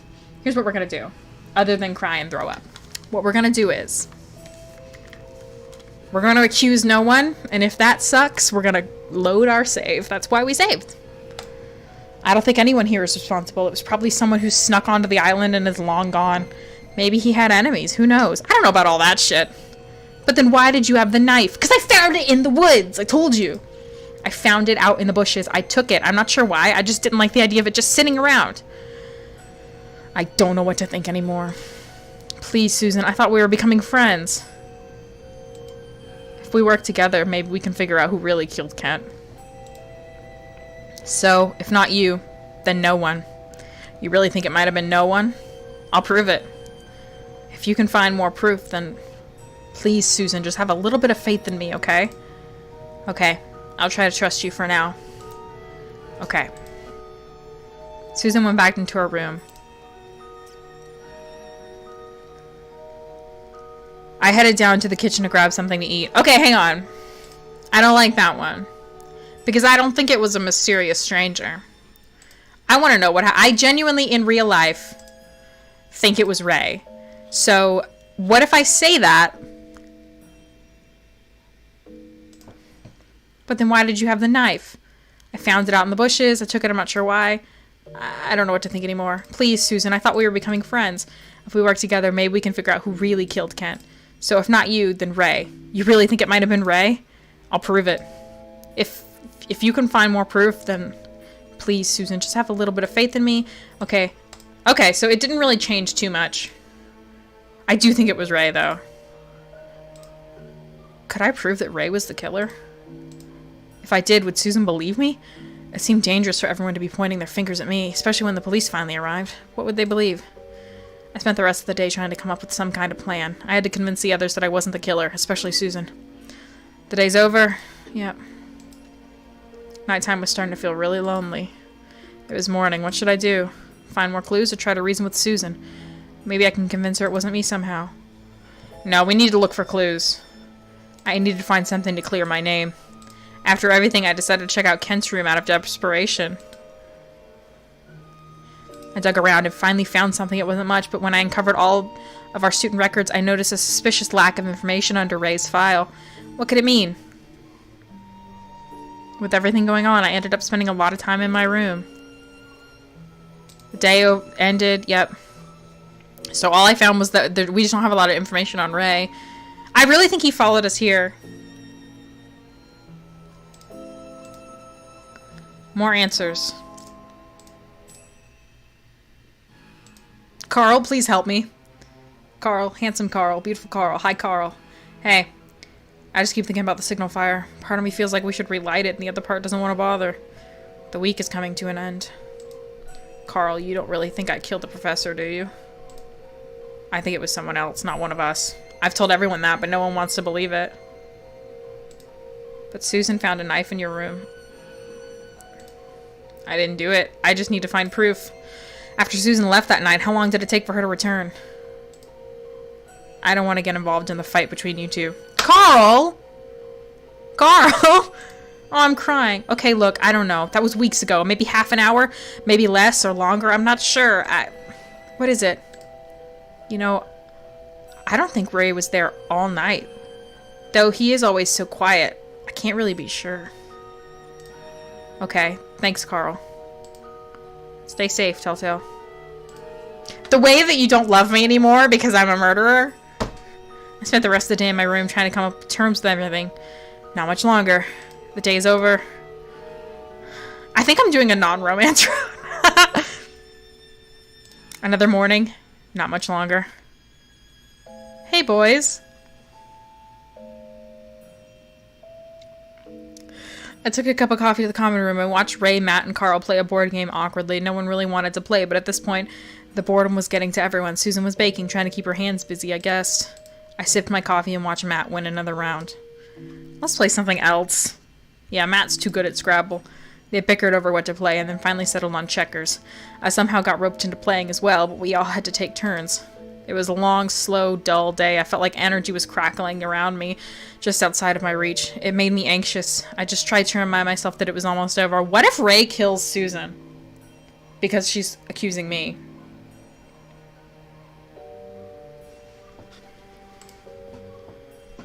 Oh, hey, Susan. I took a break to head for the kitchen and maybe another cup of coffee and bumped into Susan. The day's over, so I decided to call it a night. I just bumped into Susan, and that's the story. I wake up and stare at the ceiling for an hour. I sat in the sand and watched the water. I had no interest in eating or going back inside. I had a few hours before someone else would come out here, so I could be alone for a bit. The sounds of the waves crashing was soothing. I heard the soft sound of footsteps in the sand and looked up. Hey, murderer! I sat up, feeling a little nervous. Maybe I shouldn't have come out here alone. Telltale, could I talk to you? Please, for the love of God, confess to this murder. I'm gonna fucking puke. Sure. Maybe I was wrong or didn't know the whole story. I know this is really bad timing and everything, but the boat will come tomorrow and I don't know what will happen after that. Don't confess your love for me. I already know that. I want you to confess to the murder. I wanted you to know how I feel, about you. That's nice. I want you to know how I feel, which is nauseous. Right? I've liked you for a long time. I love you. I know that's a lot, but maybe if you think you could feel the same way. Ray was waiting for a response. What should I say? I'm gonna die. I guess, did I not get enough hearts? Is that it? I can only reject it. I must not have gotten enough. I must have not gotten enough hearts with him. He's gonna fucking kill me. I told y'all I'm bad at these. Ray, I'm sorry. I'm flattered, but things are just way too nuts right now. This is not the time for romance. Okay, I just wanted you to know how I felt. He risked it all for us. He literally murdered someone for us. I know you promised no spoilers. Don't say anything to me!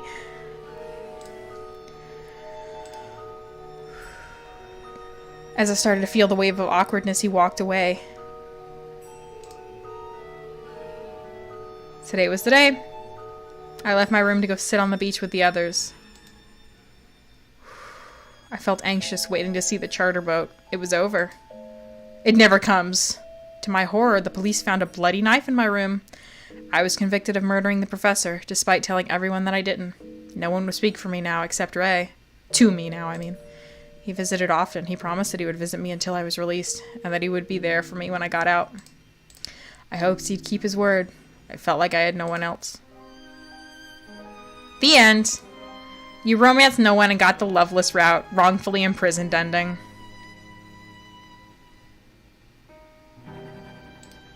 I hope you enjoyed playing Pinewood Island. I did, I guess. Okay, it is 3 hours and 46 minutes into the stream, and I got several endings. Okay. See, I wanted all of the achievements, so that doesn't actually hurt my feelings.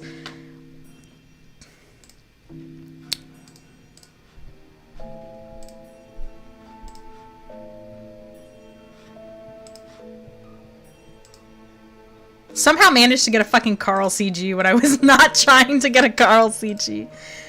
I didn't get fuck all. I got death CGs. He definitely killed. Like, I will fucking die on this hill. He definitely killed that man for me.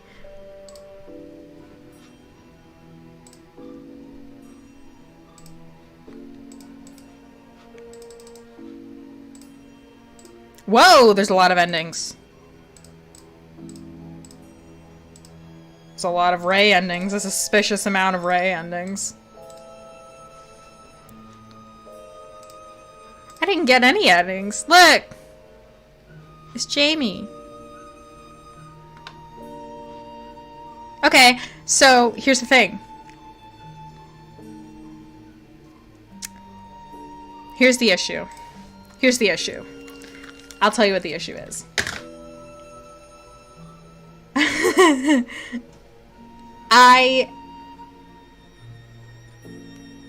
Obviously we need to play again because we didn't solve this mystery correctly. We got one of the endings. What we should do next is, I think we should start from the beginning and make all different choices basically for every single choice. And I think we should...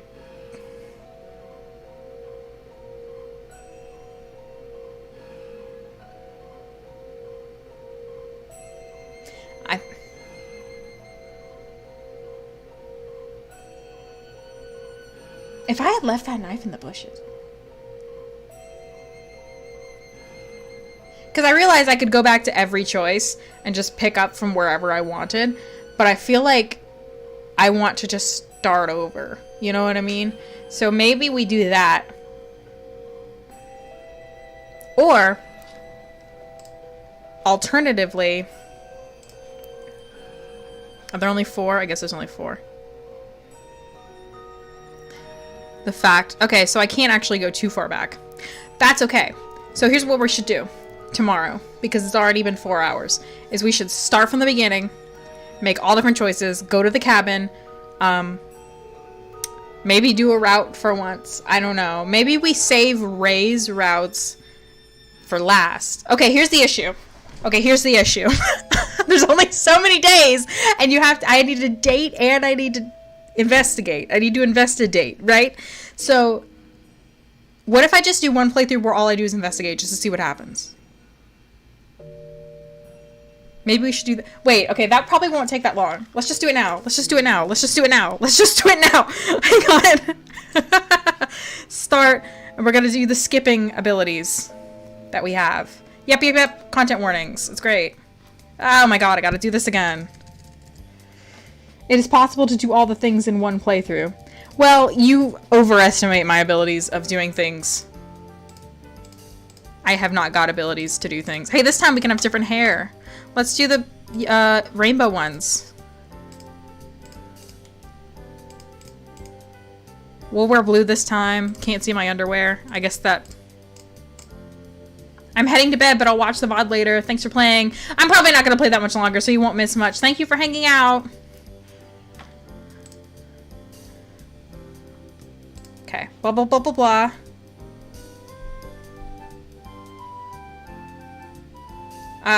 Maybe there'll be lots of cute guys.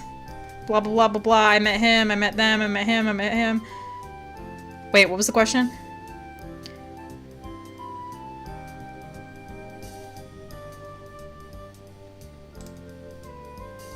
Meh, whatever. It's not like I'm here to get a boyfriend or something. Sure, I thought he was cute. Should have played it cool, Telltale. What? Well, I just thought you should know. I'm Matt, by the way. Okay, hang on. Thanks, I'm Telltale. He gave me a polite nod and then left. Okay, skip. I'm majoring in literature still. Skip.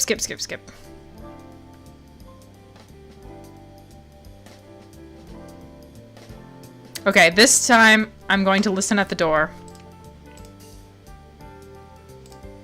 It sounded like there were 2 voices and then 3. They argued about the room arrangement, I thought. I couldn't really pick up too much details. I thought one of the voices might belong to Matt. The sound died down, so whatever the argument was must have been resolved. I shrugged and decided to call it a night.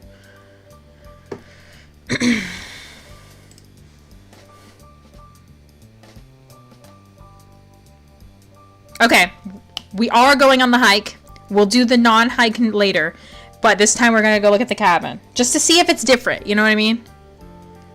Alright, we're going on the hike. We got hearts. Explore randomly. I decided to explore. There might be something cool that Susan didn't know about. At first I didn't see anything but trees, but then something large caught my eye. I walked towards it. It's the cabin. I soon realized it was like a small old cabin. It looked a bit out of place. Oh wow. Mary and Jesse walked up behind me. They must have been nearby. I wonder what this is doing out here. It's kind of creepy. We should check it out. Mary looked at me for a moment and then shook her head, but Jesse thought it over. You're not joking, are you? I'll stay out here, but you can tell me what you see. Okay. Jesse stood a little taller and spoke up. I'll go with you. I'm not scared. It's not that I'm scared. I just think it's foolish. I'm out of here. Have a good rest of the stream. Thank you. It'll probably not be that much longer. I didn't say you were scared, but if you want to know what's in there, I'll find out. I can't lie. I am curious. Mary actually showed a small smile, which seemed to brighten Jesse's mood considerably. Well, come on then. Maybe we'll find something cool. The door was already hanging open, so I gingerly pushed it away with my foot. I took a step into the stagnant air and looked around. Well, that was anticlimactic. What were you expecting? Dead bodies? Yes. It was just a dusty, dirty old cabin. There were some moldy boxes strewn about with leaves and discarded garbage in them. Well, no, but something a little cooler than nothing. We can dig around the debris and boxes and see if we find anything. I was tempted, but was I sure I wanted to dig through all that junk? There could be anything lurking in them, though. Yes, let's do it. Obviously, let's check this place out. Who knows what we could find? Alright, I'll check here, you check over there. We both went to opposite ends of the cabin and began to look around. There were some boxes that still had stuff in them, so I started there. I found a snake! While digging through the boxes, you were bitten by a venomous snake that had been sleeping inside of it. You were taken back to the mansion, but the phones weren't working. You didn't make it. Going through the boxes in that old cabin probably wasn't a good idea. Cheer up, though. You weren't the bitten death. The end. Hope you enjoyed playing Pinewood Island. I wish Jamie had been here to see that. Jamie, did you already leave? Yep, you're gone.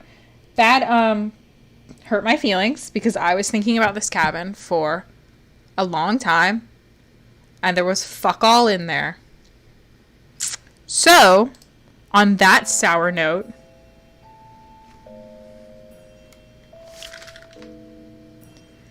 I'm gonna fucking call it a night because I'm so bad at these. But like funny bad. But look, it's not all a lost cause because look. Bitten. Can I watch him? No. But I got a picture of a snake. And you know what? That's almost all the deaths.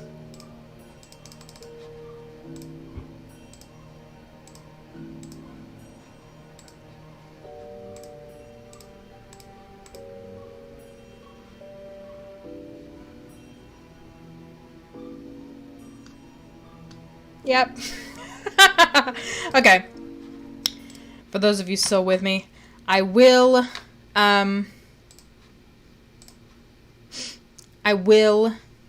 pick this up tomorrow, definitely, around 7 p.m. because we got to see what happens. And we have to actually date someone. I failed to do that last time. I forgot the dating sim part of the dating sim. In any case, thank you for watching, and I will see you tomorrow, hopefully. I